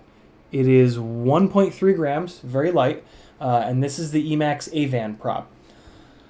I don't know how or why, but this is very different than the 2.5-inch and the 2-inch Emax Avan props in that this is like the least durable of the 3-inch props. They which is why it's so light. So they really sacrifice performance for durability, and you can see what I mean when I do this. So it doesn't bend in here, just like all the other Emax Avan props, but look how much it bends out there. And I'm not putting much pressure on that. So when you fly these props and you crash, it bends at like a 90 degree halfway down the prop, and it leaves that goddamn white line, and you try to bend it back and you can get it kind of close, but these are definitely very, very fragile. The other problem with these is these don't work on a lot of motors. They really went crazy aggressive with this bot. See it? See how low it goes? This literally will not work on a bunch of different motors that have like wider bells, like the Acrobrat motors, the Acrobrat 1407s. You can't run these on there because that big downward part of the blade profile hits the fucking bell. But these do work on the 1306s. These do, and they fly beautiful on the Emax or the RCX 1306s. Buy some of these. These are really cool, and if you don't crash, fly these props. These are what you want. The pitch is, again, very low, like with the other ones, the other Emax Avan props. Very interesting prop. Like I said, if your T-mount 3-inch, get you a couple sets of these. They come in clear, black, and red. Favorite 3-inch prop for freestyle, hands down, Gemfan 3028. You guys are probably sick of me talking about this prop, but it's the one. It's a little bit more durable than that Emax Avan. Still not super durable, but it's durable enough where I don't feel weird about flying this in sketchy spots. My favorite thing about this prop, though, is this weird shape that you see there in the middle. And let me grab the insert, one of the inserts, which will explain what that's for. So as this sits like this is an M5 prop, an M5 nut prop. But they give you these silly little inserts, which work hysterically well. They're admittedly hard to put in the way that I'm doing it by hand. The move is to just drop, but it is doable. I'm going to smash something in frustration. The way that you actually put them on is that you just drop it onto a motor and then just push the damn thing down into the motor. And after you do a dozen of them, you get a little bit better at it. I haven't run these. I haven't done this in a while, so I'm shit at it. But it does go in there. I promise it's a lot less fiddly than it's being right now. Of course, it's going to be a dick when I'm on the stream. Although, nope, that's not the problem. The problem is, this is directional. This little piece is directional. I couldn't get it just now. Watch this. I'm going to flip this over. And so, like, if you're having trouble getting these stupid little things in, flip them over and they'll go straight in. So that's how you put them on there. And now it's a T-mount prop. So you can run the same props, which are the best props, the best 3-inch props in my opinion. You can run the same ones on your Acrobrat as well as your 1306 rig with T-mount. Which brings me to the prop that I almost forgot, which is the Dal Cyclone 3056. These are still my favorite, but on an M5 mount, these Dals are every bit as good, I think, as these Gemfans. They're another prop that it's a crazy shape. It's a little bit more durable than the Gemfan, which is why I have them on this guy right now. Really weird blade profile. You see, like, it's the top of the blade profile is flat, and then it extends down below. No problems. I've never had a problem with these hitting the motor bell. They are 3056, so 56 pitch, but they do not look or fly like they have that much pitch. They fly like a 40 pitch maybe. So very interesting prop from Dal Cyclone 3056. Get some because they're so durable, very well balanced, great throttle feel. These just edge them out. The Gemfan 3028s edge them out a little bit, kind of across the board. A little bit better balance, a little bit better throttle feel. Pretty much the same power. This is another example. This is an old blade profile, so this is not as efficient or good of a blade profile as this guy. This Gemfan has had much more development and is just newer tech.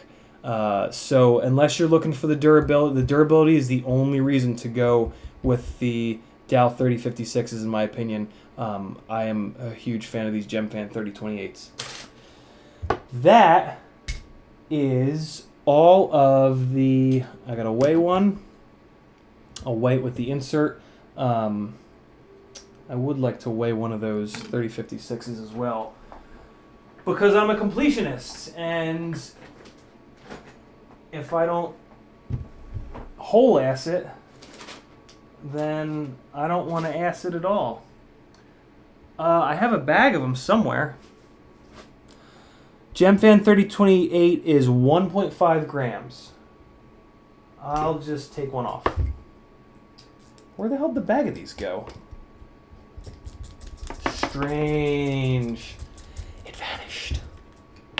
Alright, let's get one on the scale. Ooh, Yannick gets Jello with the Dow Cyclones. That sucks. Maybe they're not as well balanced. 1.8 grams. They're heavy. They're definitely heavy. That's going to make a big difference, specifically in prop hint. You know what? That's why this thing is... Son of a bitch. That's why this is prop washing more all of a sudden. God damn it. I hate when I figure these things out after the fact. But I'm glad that I figured it out at some point. Yeah, 1.5 grams. That's a better weight. So there you go. There's the 3-blade 3-inch props. I've got 2 4-blade props coming up here. And then if anybody has any interest, we can go to 5-inch props, or I can swap a flight controller out, or I can wire a receiver in. Hell, we could even watch some of the RPM filter footage. I've put about 15, maybe 20 batteries now into various different rigs that have RPM filtering. And I do have some thoughts on it, mainly that it's absolutely incredible and is a total game changer for micros. Yeah, and I even have some footage. I have some footage on here. I have some footage on a GoPro Session from 2 different 5-inch rigs that I have the RPM filters on. So I don't know. You guys tell me. But get it in the chat. What do you guys want to do? Whoever. So the options are 5-inch prop review, watch some RPM filter footage. I have a couple edits that I'm not done with. We could do some editing stuff in Premiere. Or we can hit the workbench and change out a flight controller. So type things, people, if you don't mind. All right, last 2 micro props that I've got here are both quad blades. And there is a new HQ quad blade out that I'm really interested in. It is a 2.9 by 2.9 by 4. And I really want to get a couple sets of those. They're M5 mount, which is really cool. So I can run them on the Acrobrat. But these are the 2 that I have currently. This is the old school. So we talked about V1S. This is not the V1S blade profile. Let me grab one. This is the V1S blade profile. It's basically, it just gets a little bit more narrow in towards the hub, whereas this guy is just like thick as a brick in by the hub there. So this is their old, they being HQ, this is HQ's old blade profile, so not as efficient, not as strong. The plastic is nowhere near as durable as their V1S plastic. So they're also not really all that well balanced. But until these 2.9 by 2.9 by 4s came out a week ago or whatever, these were the only 4-blade option for M5 mount. So don't buy them. Buy the 2.9 by 2.9 by 4s. These guys, on the other hand, are awesome. You just need a bigger motor to push these guys. So Tommy, oh my God, designed these with for whatever the Acrobrat motors, which were 1407, 4200 or 4100 kV. These are shockingly good. What's the they're 3.1 by 3 by 4. 3.1 by 3 by 4. They really fly good. Even on these 1306s, they somehow turn these things really nice. But I think they would do better on like a 1407, 1406. or maybe, hell, maybe even like a 1507. They are T-mount, which kind of limits what motors you can use them on, but these are cool. If you have T-motor setups, get some of these just to have them. Really, really interesting prop. The fact that it's a 3.1 is kind of slick. Just be careful if your 3-inch props are like right on a standoff or something. These aren't going to work because they definitely are 3.1. And the fact that they're 4 blades just gives them this really nice grip. And yeah, they're good. I like these a lot. These are a fun prop. And I think these are what Tommy is flying nowadays on his Acrobrats. That, my friends, I believe is all of the micro props. But let me do a quick check of the spot where I throw all of these.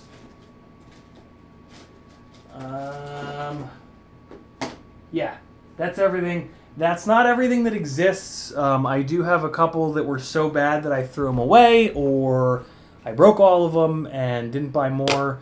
But this is probably like 90% of the micro props, maybe probably 95% of the micro props that have been available in the last 2.5 years. Lovingly hoarded by ya boy Ciotti.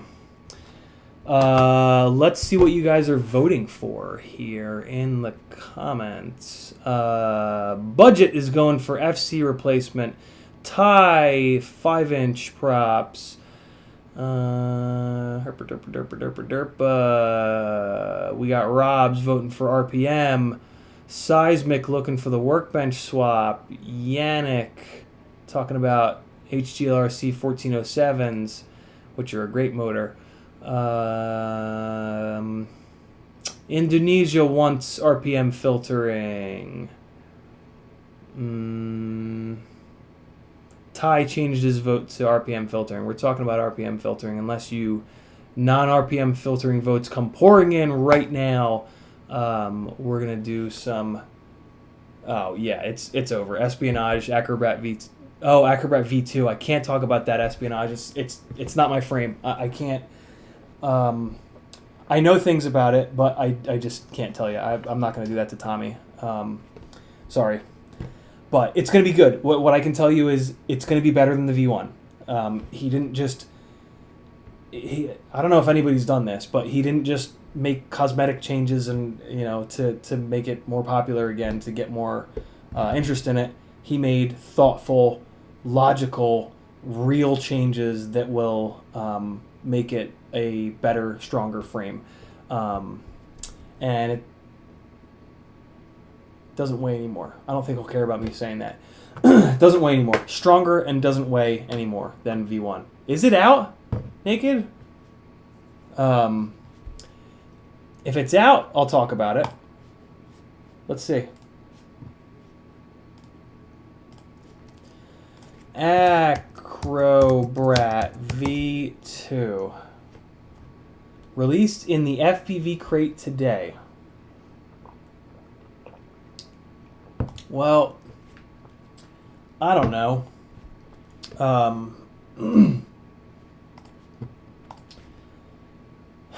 There's no reviews of it yet, though. Fuck it. It's the base plate. We gave Tommy tons and tons and tons of feedback, and we broke a lot of Acrobrats. And pretty much every time we broke them, we took pictures, sent them. Oh, there's pictures up? Okay, then we can talk about it. Cool.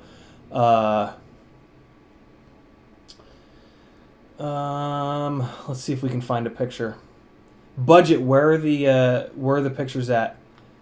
More importantly, why the hell won't Tommy's site load? Are you guys all hammering his site? Where am I gonna find? Well, this is probably the V1.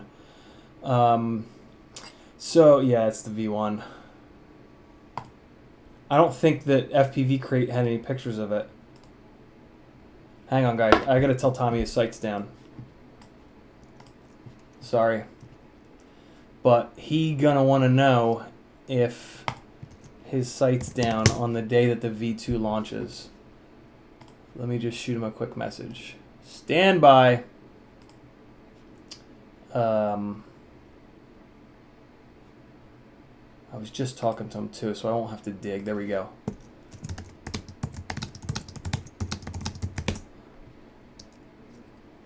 All right, cool. So the... Oh, no, it's not. God damn it.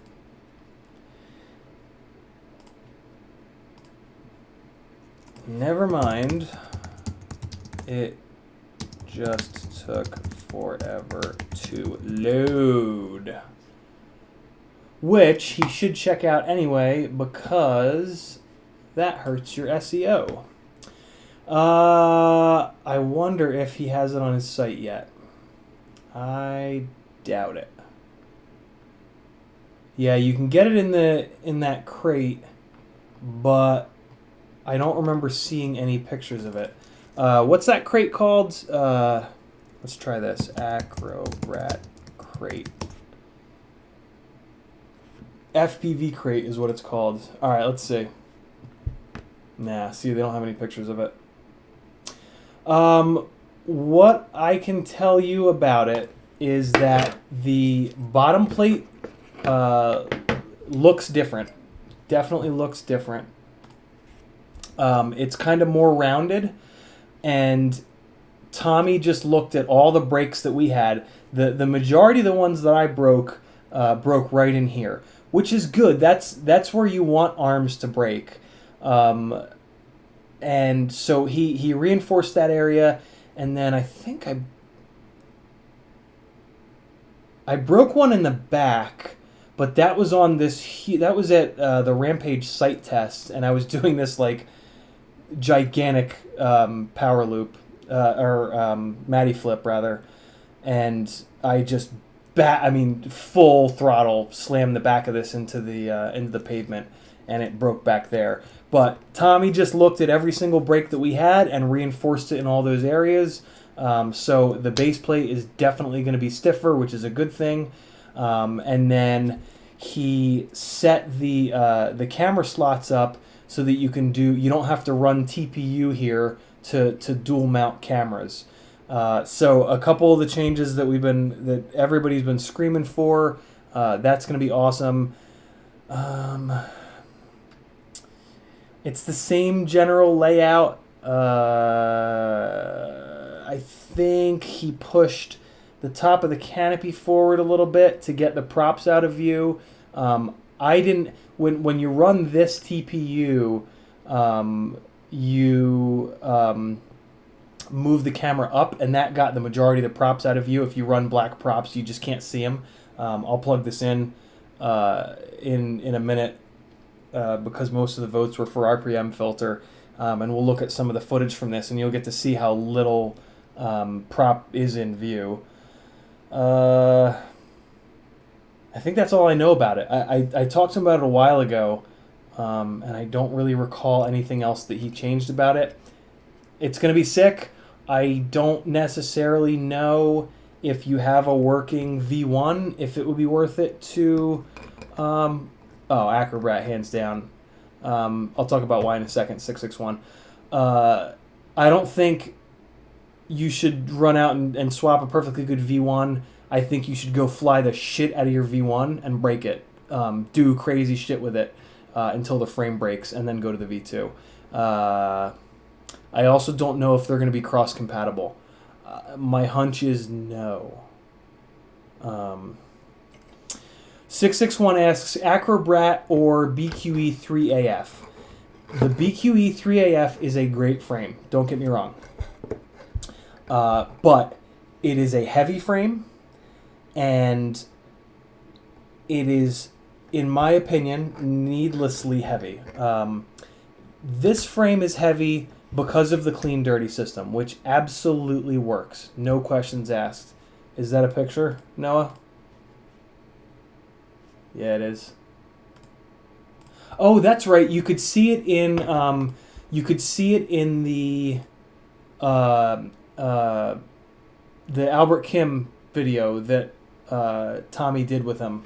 Oh, that's right. He rounded the front off. That's the other thing that he did. Right. And I feel like, so this is only a single cam mount here, but I feel like you'll be able to get side plates that are dual cam. I think he rounded the front so that it didn't look so silly with the camera moved forward, because on this one and the really early prototypes, it looked like a fucking school bus, because he had the camera pushed farther forward to get the props out of view, and it just looked horrible. And like, I know that seems crazy, but like, if you're gonna sell a frame, it can't look as bad as this did. I know it seems insane, but like, just think about it, right? If a new frame comes out and it just like legitimately looks horribly ugly, you're gonna like, ugh. There's just gonna be like this gut reaction. So yeah, that's that. But yeah, so the front is now rounded off. The camera is pushed forward a little bit for less props in view, which is cool. Looks like instead of a straight up and down here, he put it in an angle. I didn't talk to him about that. Not sure why he did that. What else can I see on here that's different? It's kind of all I can see. So yeah, there you go. So that's why I would do an Acrobrat versus a BQE 3AF. The other reason is that I would go with that instead of the 3AF is because of this. This CB3, soon to be Ripper, is lighter and is going to be just as durable, in my opinion, as the 3AF. The 3AF is full-blown bomb-proof. Never, ever going to break it. And some people like that. I actually don't. I think there is a tipping point with reliability in frames where you just start, and this has been my experience too, is that when the frame never, ever breaks, the motors take, the shit rolls downhill, right? There's going to be a weak point that's found, and it's motors. And I would rather break an arm than a motor. Period. Like, end of discussion. And the Ripper is going to be a 3-inch Alien-style frame with removable arms. That is the best case scenario, in my opinion. Let the arm break. Don't break the motors as often. Swap the arm out real quick, and away you go. And I think this is like 15-ish grams lighter than the 3AF, which is a lot of grams, especially on micros. What's up, Mars? How are ya? So, yeah. And then I think somebody else asked Acrobrat or Ripper, two totally different philosophies. Alien style, no clean and dirty. This is more of a basher. And this is more of a cinema rig. This will take hits better than the Acrobrat, because it's more of a boxed-in frame. Because of the vertical standoffs, it boxes in the center section of the frame, which makes that incredibly stiff. Whereas the clean-dirty system, think of it like, in the car world, it's the convertible argument.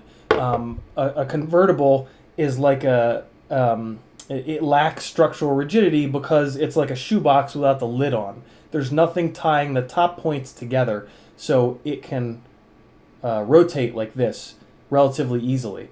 You put a roof on the car, it ties the top together, and now the whole structure is tied together, which is the same thing as putting the top on a shoebox. So if you really can't visualize this, legitimately go get a shoebox, take the lid off, and sit there and twist it, and then put the lid on, and you will barely be able to twist it anymore. The same thing happens in these two frames. This has the center section boxed off with vertical standoffs. So this whole center section is almost infinitely stiff, and that helps with the arm stiffness, because the middle is very, very stiff torsionally with that rotation that you get. Whereas the clean dirty system can't do that. You can't box the center section in because you've got it on these grommets. So the strength, that's why Tommy went with an A-arm design on this guy, to get some of that strength back. If he'd just done a single arm like this, it would have been more floppy. So he did this, which is a great design. This was such a good idea for him to do the A-arms because, and one of the other things that the A-arm does better than an individual arm is resist torsional twisting forces. Because when you go to twist, it pushes on the one direction, it pushes on this back part of the A-arm, and then you go to twist it in the other direction, and it pushes on this front part of the arm. It's triangulated. So for the twisting direction, the A-arm base plate is actually stronger, but it's more important. So that helps with vibrations actually, because think about this thing, if it's off balance, it's gonna vibrate like back and forth, right? In and out, front and back, all 360 degrees. But one of those directions is going to be here and here. So the A-arm is actually going to resist that a little bit better. But the problem is when you crash it and the load goes up like this, this base plate is just not quite as stiff as something like this, and it's bigger.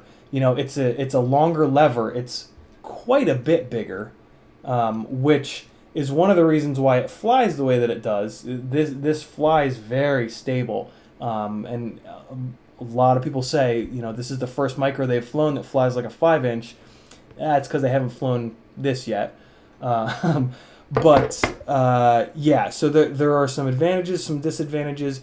They are two different tools for two different jobs, in my opinion. If I have to get absolutely the cleanest possible footage, hands down, Acrobat all day, no questions asked.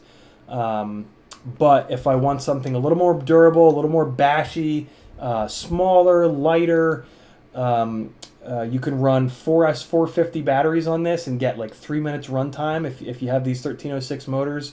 I would go with this guy. And the Tarsier is a bit of a game changer for this. The Ripper, one of the big improvements on the Ripper is going to make this a perfect platform for the Tarsier V2. And yeah, I'm going to do some sketchy shit with this. What I really like about this is it's under 200 grams all up. So, I mean, you can hit a car with this and it's not going to kill someone inside. They're not going to be happy about it. But, you know, I don't worry about hurting someone with this. The Acrobat, I mean, it's another 60 or 70 grams, which is another like 35% weight. You could probably say the same thing, like you won't kill somebody with this, but man, it's just, I think it's going to hurt a lot more. So yeah, for doing sketchy stuff, this is going to be it for me with a Tarsier. So yeah, stay tuned.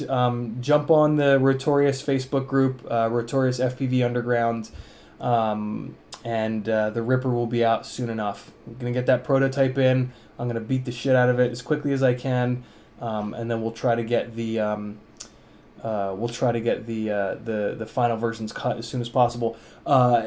Eckhart is the main guy nowadays for Rotorius. He did just recently tell me that he had a few more of the current generation. This is actually Gen 2. It's a solid base plate. I just had this floating around, so I built it up.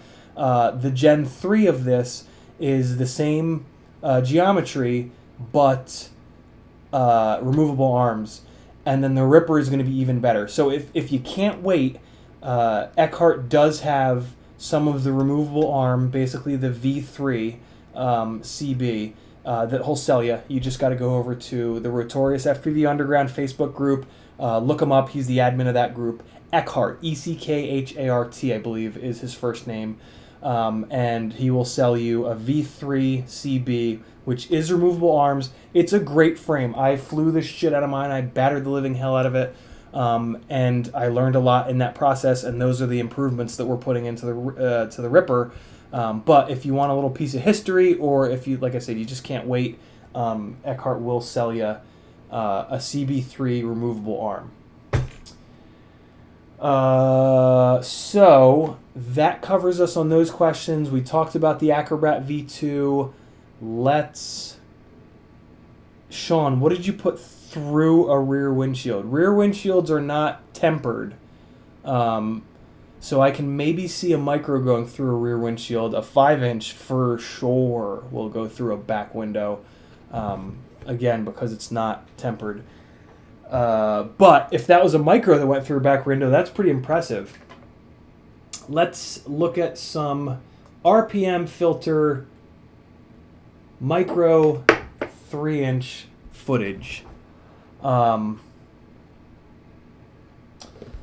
The current build with this is the T-Motor 1507's Armatan Toad. What's that? Ooh, your Acrobat, Sean. Damn. Okay. So, don't hit back windows. Only hit front windshields, which are tempered with micros.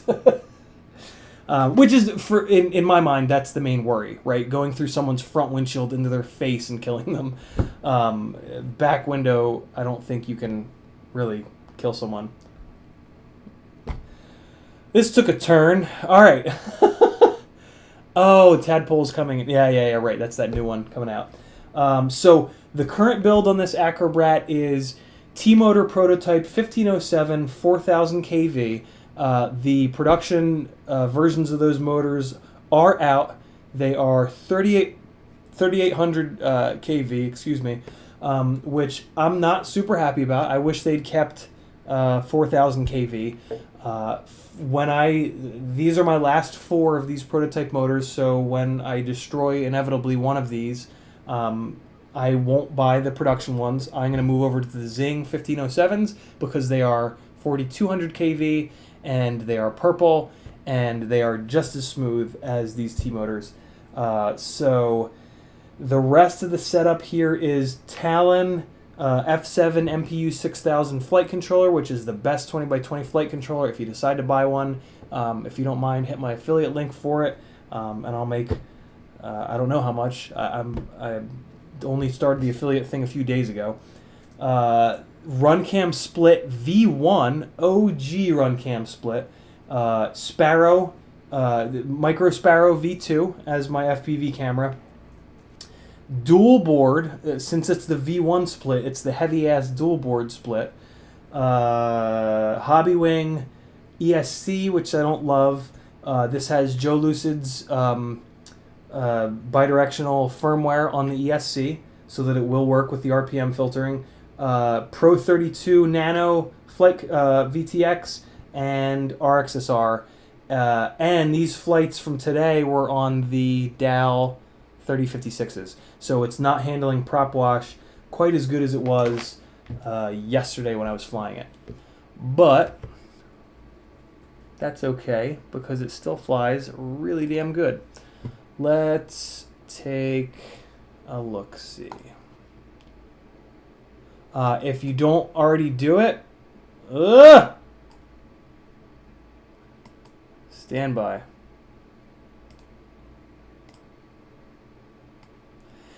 If you don't already do it, put 2 folders in all of your memory cards. One folder, name it cache reward if found. The other folder, name call, and then your phone number. And put those 2 in the main part of your thumb drive so that if anybody finds your GoPro or your thumb drives, if by some chance SD card, if by some chance they put that into their computer, they can find your info, and if they're a cool person, they'll send it back to you. All right, so let's see what we got here. I gotta, as quick as I can, turn the volume down on this because the audio that the split gets is just woeful. So let's see if this will play smoothly on the stream. All right, so I got the volume turned down. This is my little testing spot. That is a vacant office building with a decent sized parking lot. So we'll give it a little volume, just a little bit. So this is RPM filters on with a little bit of tuning.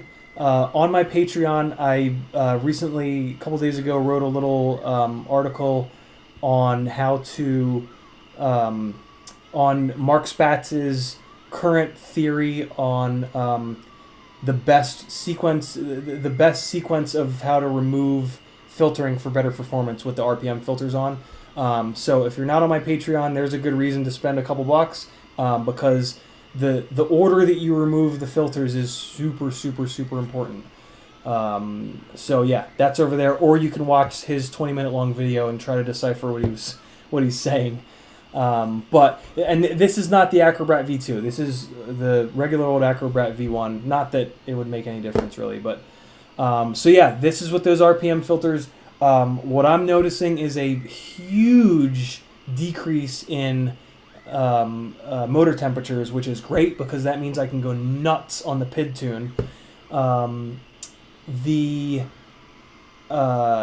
then the other big difference is when you're flying like just with the throttle, so thumbs off, just cruising straight forward, no inputs. The amount of just like static wiggles that it'll do just cruising straight forward is definitely reduced. It's not totally gone. So that's what I'm doing here. That's what I'm testing here. And that was pretty good. You can catch it a little bit here when I raise the throttle. You can definitely catch it here. You guys can probably even see that wiggle. It's so hard to get that out, even on 5-inch rigs. This is the least I've ever seen of it. So I'm really impressed by how much they managed to get that out. My rates are very strange. My RC rate is 0.5. What that does is that makes the center of the stick travel like butter, like very, very, what's the word I'm looking for? What's the word I'm groping for? The opposite of sensitive. You can, when you get to the middle of the stick, there's usually like a judder from the quad when your fingers hit the center because the spring, one of the springs unloads and the other spring picks up inside of the transmitter. So if you turn your RC rate down really low, 0.5 is hideously low. It took me a long time to learn to fly with it that low, but that's the way that I've been able to get rid of that notch when I hit the center of the stick travel on the radio. Let's hit that one more time because I do want to kind of talk through it a little bit more. So 0.5 RC rate, spongy, that's a good word for it. Mushy is another good one. Good, not juicy. Those are two good words for it, Robs. And then I do no expo because I don't want to soften up the middle of the stick travel. I only really want to soften up the center. RC rate by its nature does soften up the middle plenty, which is why I don't need expo. And then I run 0.84 super rate. I run whatever super rate is required to get 600-ish rotation degrees per second of rotation. So those are my wacky rates. Your rates should be very unique though. Don't use anybody else's rates. Tune your rates by the way you think they should be and the way your thumbs work. Move your rates around until they feel right for you. So again, here's another interesting thing that you can find from this video. This is also a good way to test a tune. I do get this question of like, hey, I want to test my tune. What do I do? That straightforward run is one thing that you definitely want to do to catch some of those wiggles. So you just put the nose down a little bit, just fly with the throttle, put the nose down a little bit more throttle, put the nose down a little bit more throttle. Give it like a couple seconds because seeing those wiggles is kind of hard. So yeah, like do an entire run at one throttle opening, turn around, do another run a little bit faster, turn around, do another run a little bit faster. Then you're going to do these moves, full rolls, full flips. You're looking for bounce back with those. This is another thing coming up, I think. Yep. level the quad out so it's as level as you can get it, and just raise the throttle slowly all the way to full. Especially if you're black boxing, you'll be able to look and see if you have a motor or an ESC that's not keeping up with the rest, because you'll see the RC command on one motor will go to full, and then the other motors won't be on full. So that's another good one.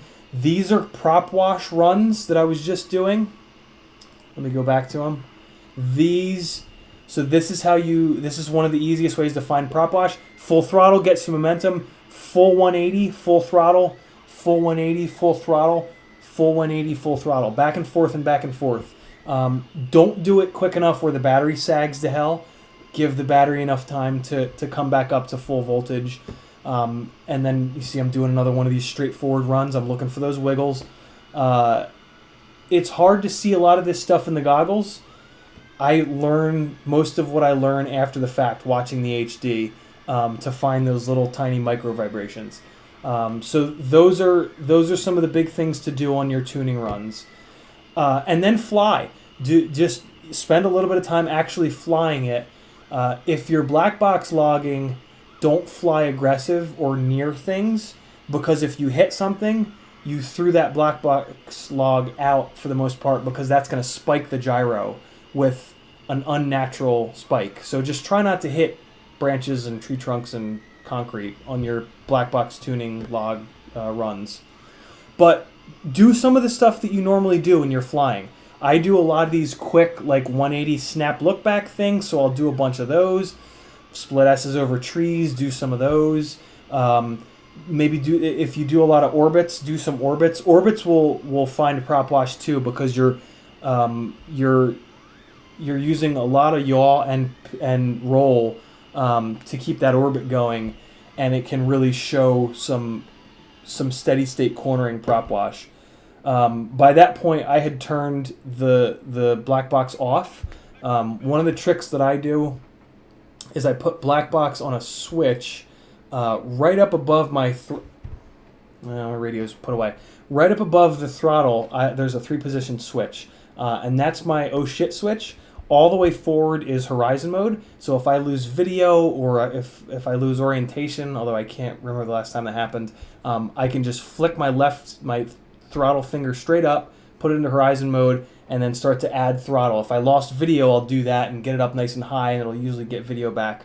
What I do with that switch, though, is the middle position is black box on with air mode on, and then the very towards me position is no black box with air mode. So typically I just pull that switch towards me, and that's how I fly most of the time. But when I want a black box, I move it up into the middle. The middle position, I also have launch mode on, because it's fun. Don't launch mode. It's when you use launch mode, that black box log is kind of ruined in a way. Not really, but that's just a fun way to do that 3-position switch. So yeah, having black box on a switch is really nice, because you can take off, turn it on, do your moves, turn it off, and then fly hard for the rest of the battery. So yeah, there's a nice little tip. Let's get this picture off, and let's close this. And I have one more flight that I can kind of talk through here. And I think this is going to be at mega volume. Nah, it's not bad. Why horizon rather than angle mode? So I can do flips and rolls. Angle mode would... Well, no, actually, because horizon mode uses your rates. Angle mode does not use your rates. It uses some wacky rate profile that they have built in. So, yeah, horizon mode uses your same rates, but it just gives you that return to center. That's the actual reason, not because of flips and rolls. This looks to be a shorter one. Oh, so I made a change. I forget what I changed. I know what I changed. So I think I said it at the beginning. I changed... This is actually really interesting. All right, let me listen real quick. Hang on. I'm just screaming.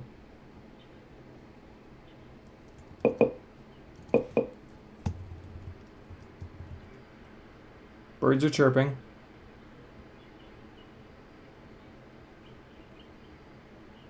I used to love flying my whoops in Horizon mode. So help me God, if I didn't say out loud the change that I'm making in the OSD right now. Okay. So, here's what I changed.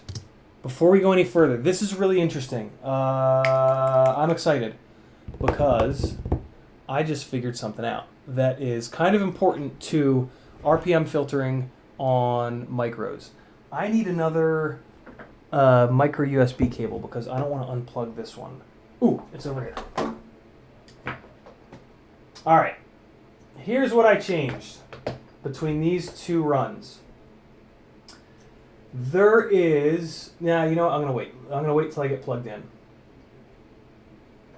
And get Blackbox... Or Betaflight up. Okay. Let's get Betaflight going here. Oh man, I'm really happy that this made a difference. Okay, so the new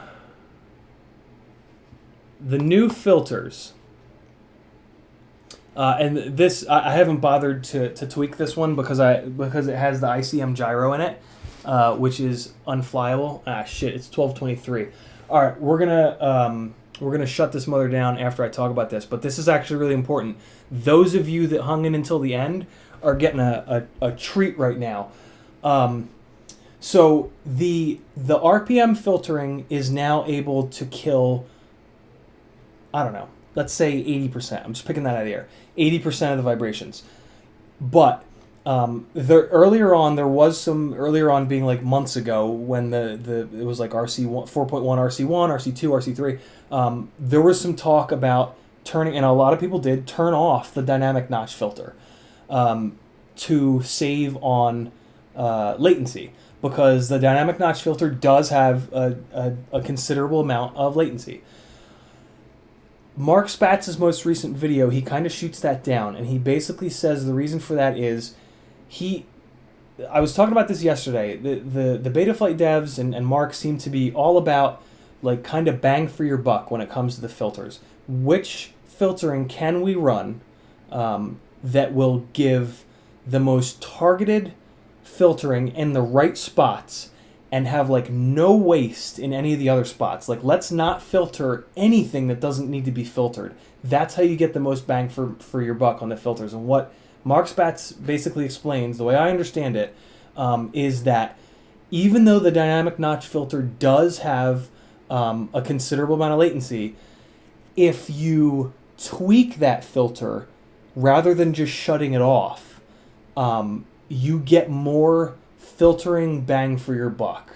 It does a better job moving around in the filtering, and it does more filtering than some of the other ones. So if you have X amount of filtering, the dynamic notch filter will give you 10 widgets of latency. To do that same X amount of filtering with like the gyro low pass, the D-term low pass, you would get 12 units of latency. Does that make sense? So that's why he's now saying to leave the dynamic filter on. What I did between those two runs is I moved the dynamic notch filter range down here from low to high. And if you hover over the question mark here, I doubt you guys can read it, but what it says is the dynamic notch has 3 frequency ranges in which it can operate: low, medium, high. Low is 80 hertz to 330 hertz. Medium is 140 to 550. And high is 230 to 800. So, and or you can put it on auto, and when you have it on auto, it looks at what your gyro low pass filters are set at, what their range is, and it just mimics that range. So auto is kind of stupid. You do want to pick this. Now on Mark's most recent video, he's got this incredible Excel spreadsheet, which has all the filters and he somehow has the amount of latency that they all have in there. So he can pull up a graph that shows where each filter is hitting, how much latency it has. It's insane. And he basically talks about that the RPM filters do an amazing job of hitting, especially with the 3 harmonics. You get 1, 2, 3, and they go from like the medium-ish frequencies, like low medium frequencies to like medium high to high frequencies. Those are the 3 harmonics, and the RPM filter nails those frequencies. But some of the lower frequencies don't quite get enough love from the RPM filters, and the dynamic notch filter does a hell of a job hitting those low frequencies because of how it moves around. So what Mark has done is move this down to low. The other thing it says here in the question mark is for the low filtering, you want to set it. It basically says set it to low for lower revving quads like 6+ inches. Set it to medium for normal 5-inch quads. Set it to high for 2.5-inch to 3-inch quads with they're very high revving.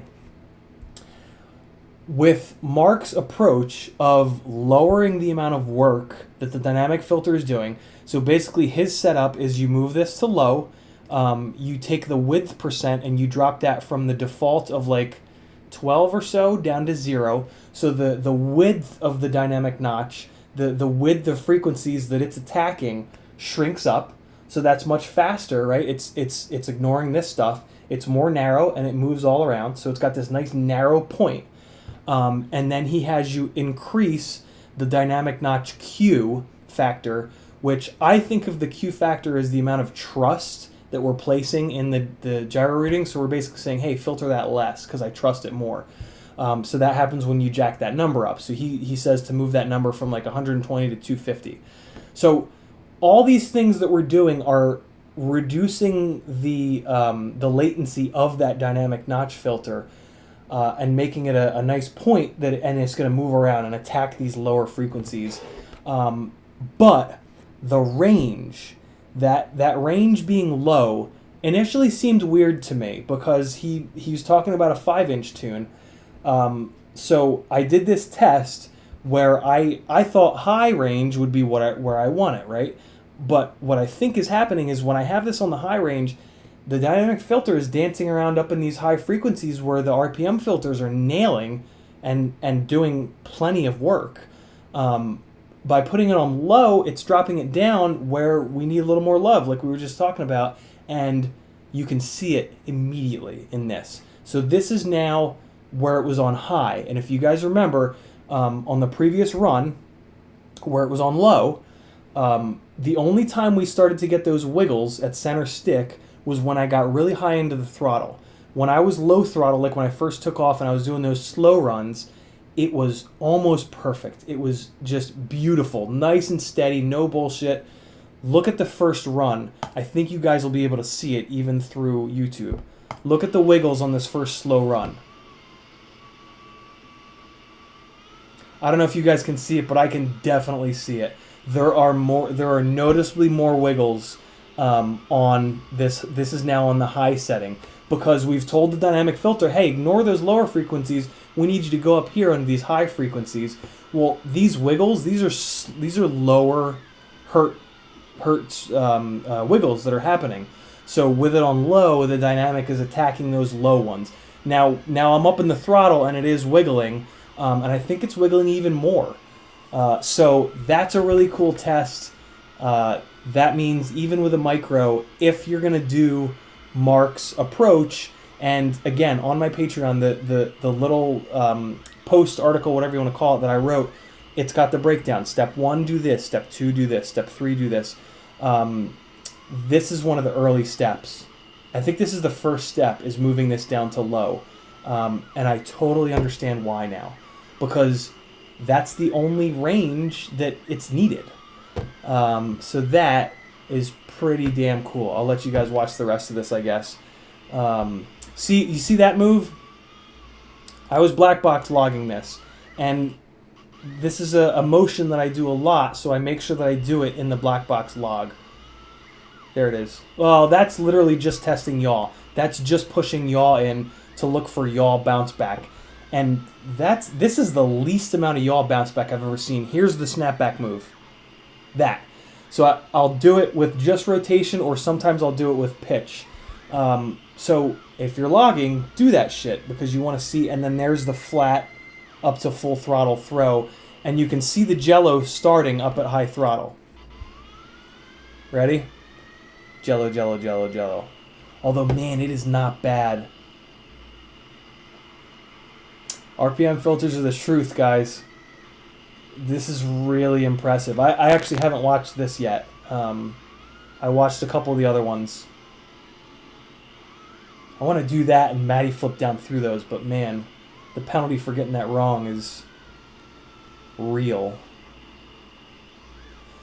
Yeah, so this is what a tuning battery looks like for me. This is the best I've figured out how to fly to figure out what your tune is like. Yeah. Some things that you normally do, you want to do, and some like specific, like the prop wash runs and the, yeah, you want to do those. In 4.1, the other thing I wanted to mention, in 4.1, the filtering is pretty aggressive. The Betaflight devs caught a lot of shit in 4.0 for runaways and flyaways because they made the filtering less aggressive because they wanted better flight performance, and they accomplished that. But Betaflight is used so widely that they just didn't want to do it anymore. Nabi, thanks for coming. Appreciate you, man. Appreciate you hanging. So there we go. I'm pretty confident that even on a micro, and this is a high RPM micro, this is 4S, 4000 kV. Having that dynamic notch filter range down on low seems to work better. That's pretty cool. Let me do one more thing. Let me show you how high I was able to get the PIDs on this very powerful Acrobrat. So let me unplug both, and I will plug into the flight controller on the Acrobrat so that I can get back into Betaflight. This is really what impressed me the most. I did the first 5 steps that I have in that post, which are the most aggressive steps that get you the most improvement. I did all 5 of those, and the motors weren't even beginning to get warm on stock PIDs. And it flew great. It flew absolutely great on stock PIDs, but I've got the headroom, so I just started pushing the PIDs up, and I got them all. I got the P's all the way up here into the 60s, 68 on pitch P. The I's I actually dropped down a little bit because I was trying to chase that little wiggle around. There's actually a really good thread in the Black Box Facebook group about those wiggles. There a couple of the really smart guys are trying to figure that out right now. And then look at these D gains, 53, 57. Look at the D min though. The D min is what really impressed me, 30 and 33. I've been trying to use the sliders. The way that I use the sliders is kind of annoying. They won't let you bring the feed forward down low enough for where I want it with the sliders. So the last thing I will use the sliders, and then the last thing I do is to dial in the feed forward where I want it. And unfortunately, that shuts off the sliders. It says here sliders are disabled because values were changed manually.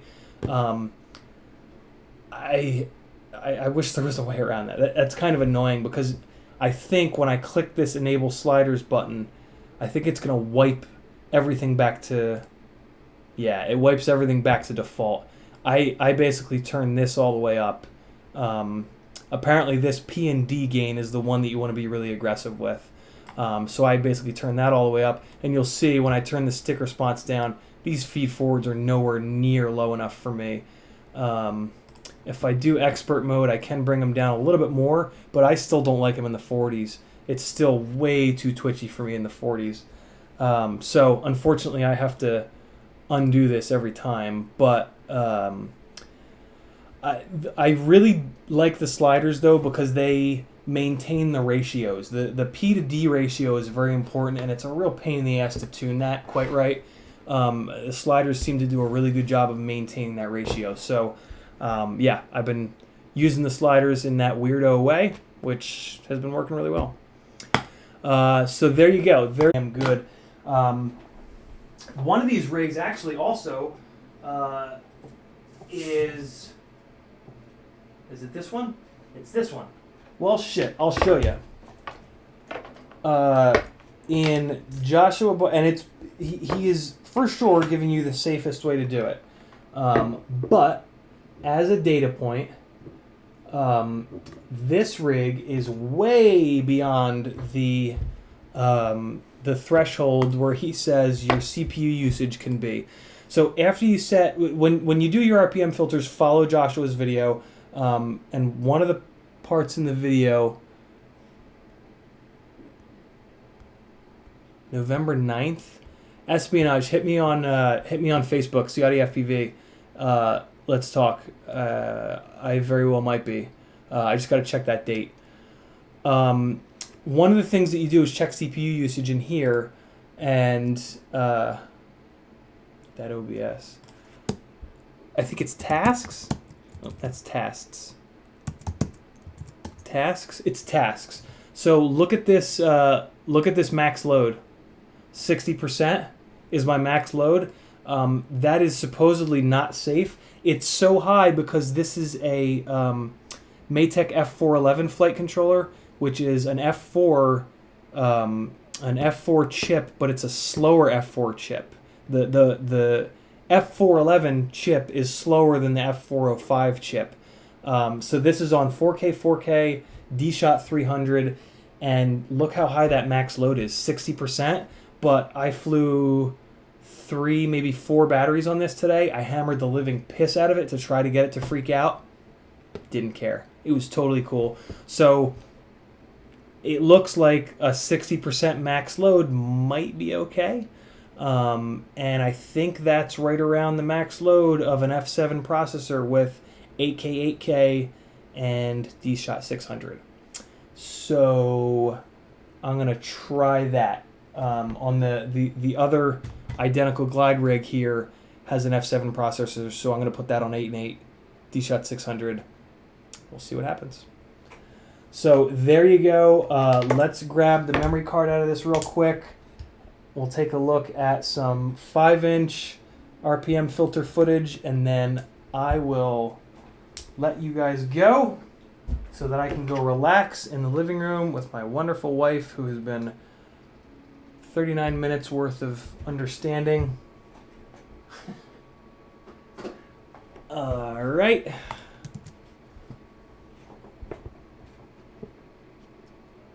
What are you guys saying? What are you guys talking about in here? I've completely ignored the chat tonight. I apologize, guys. But we've had a lot of ground to cover. Okay. Let's see. This is my chart. Espionage, thanks for hanging out, man. Like I said, hit me on Facebook. Let's talk. Here we go. What was this last one?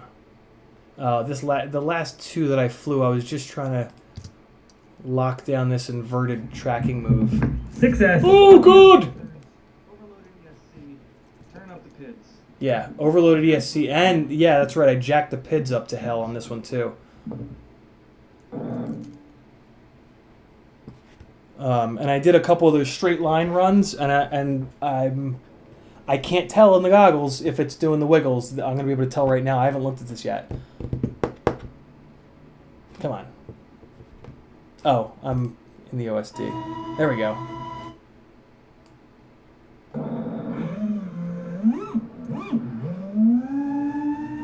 Yeah, there's none at all. Wow, that's high throttle and there's not even any. Jeez. Look how smooth that is. Wow. That's ridiculous. Wow, that was full. That was everything. That was all it had. That was full beans. Full beans on toast. Let me launch this in VLC real quick so that I can go back 5 seconds at a time. Yeah, that was everything. That was 6S, 1600 kV on T-Motor 5143s, and there was not a fucking wiggle in sight. That's incredible. That wasn't the full speed run. I gotta see that full speed blast again. That's insane. That's like 3/4 throttle right there. Here it comes, I think. Oh no, it must have been the other one. God, I love the way 5-inch rigs cover ground.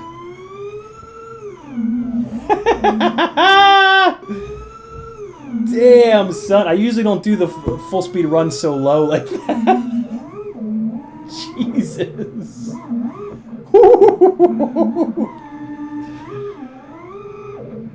Alright, here we go. From what I remember, I was just going ballistic on this particular battery, because I really wanted to work the shit out of the air correction loop.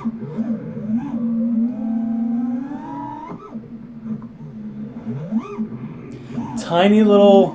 See, okay, so there was a little bit of prop wash there, but again, this is not fully tuned yet.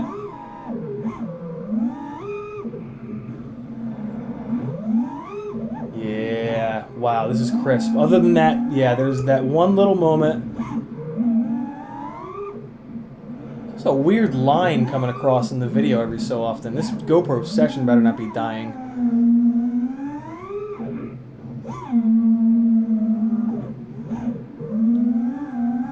Oh, you know what? It's probably just my computer. Yeah, my computer's maxed out.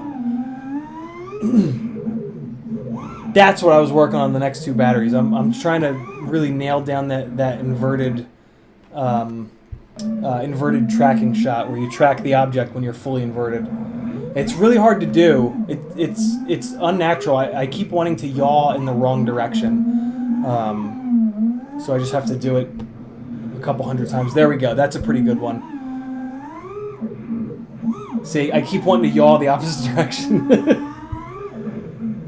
This is really impressive, though. I mean, this is just bananas. This is like one single slight pass at tuning, which probably means like PIDs that are maybe 5 points up from the defaults, because I was worried about this thing exploding from that CPU usage, so I didn't go nuts with the tune on this one. That's what I'm trying to hit, where it's snappy and it tracks, but it's hard. So let me also comment on the fact that my rates are 0.5 and 0.82, 600 degrees of rotation, and it'll still throw around like that, because a lot of that snappiness is related to P gain. That's kind of one of the secrets. P gain has a lot to do with the initial snappiness of a rig, and you can get damn near 90 degrees of snap on that initial P gain before your rates really start to come in. So like I can go full stick over and it like explodes that first 90 degrees and then slows down into its 600 degrees per second for the rest. The reason why that's important is, like, a lot of people think if they dump their rates real far down, if they're in like a panic situation, they hit a branch or something, they need to make a quick correction, they're not going to be able to. And that's not true. With enough P gain, you have like a good amount of snap if you whale the sticks into the plastic.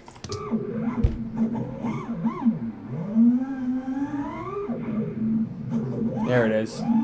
I can't wait to do those when I'm comfortable with them and let them hang out until they're all the way until it's all the way on the ground.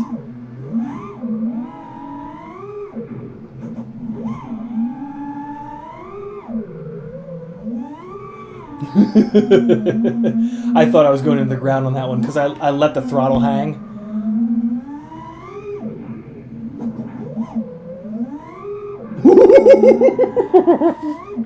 I remember that. Look at this tune. Are you kidding me?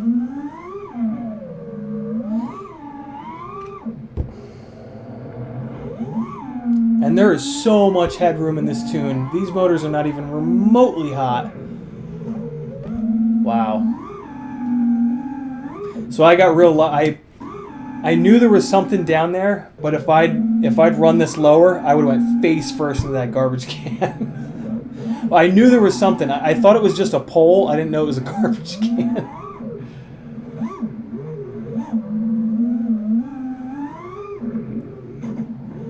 Wow. All right. Totally sold. Totally sold on RPM filtering. Absolutely no question.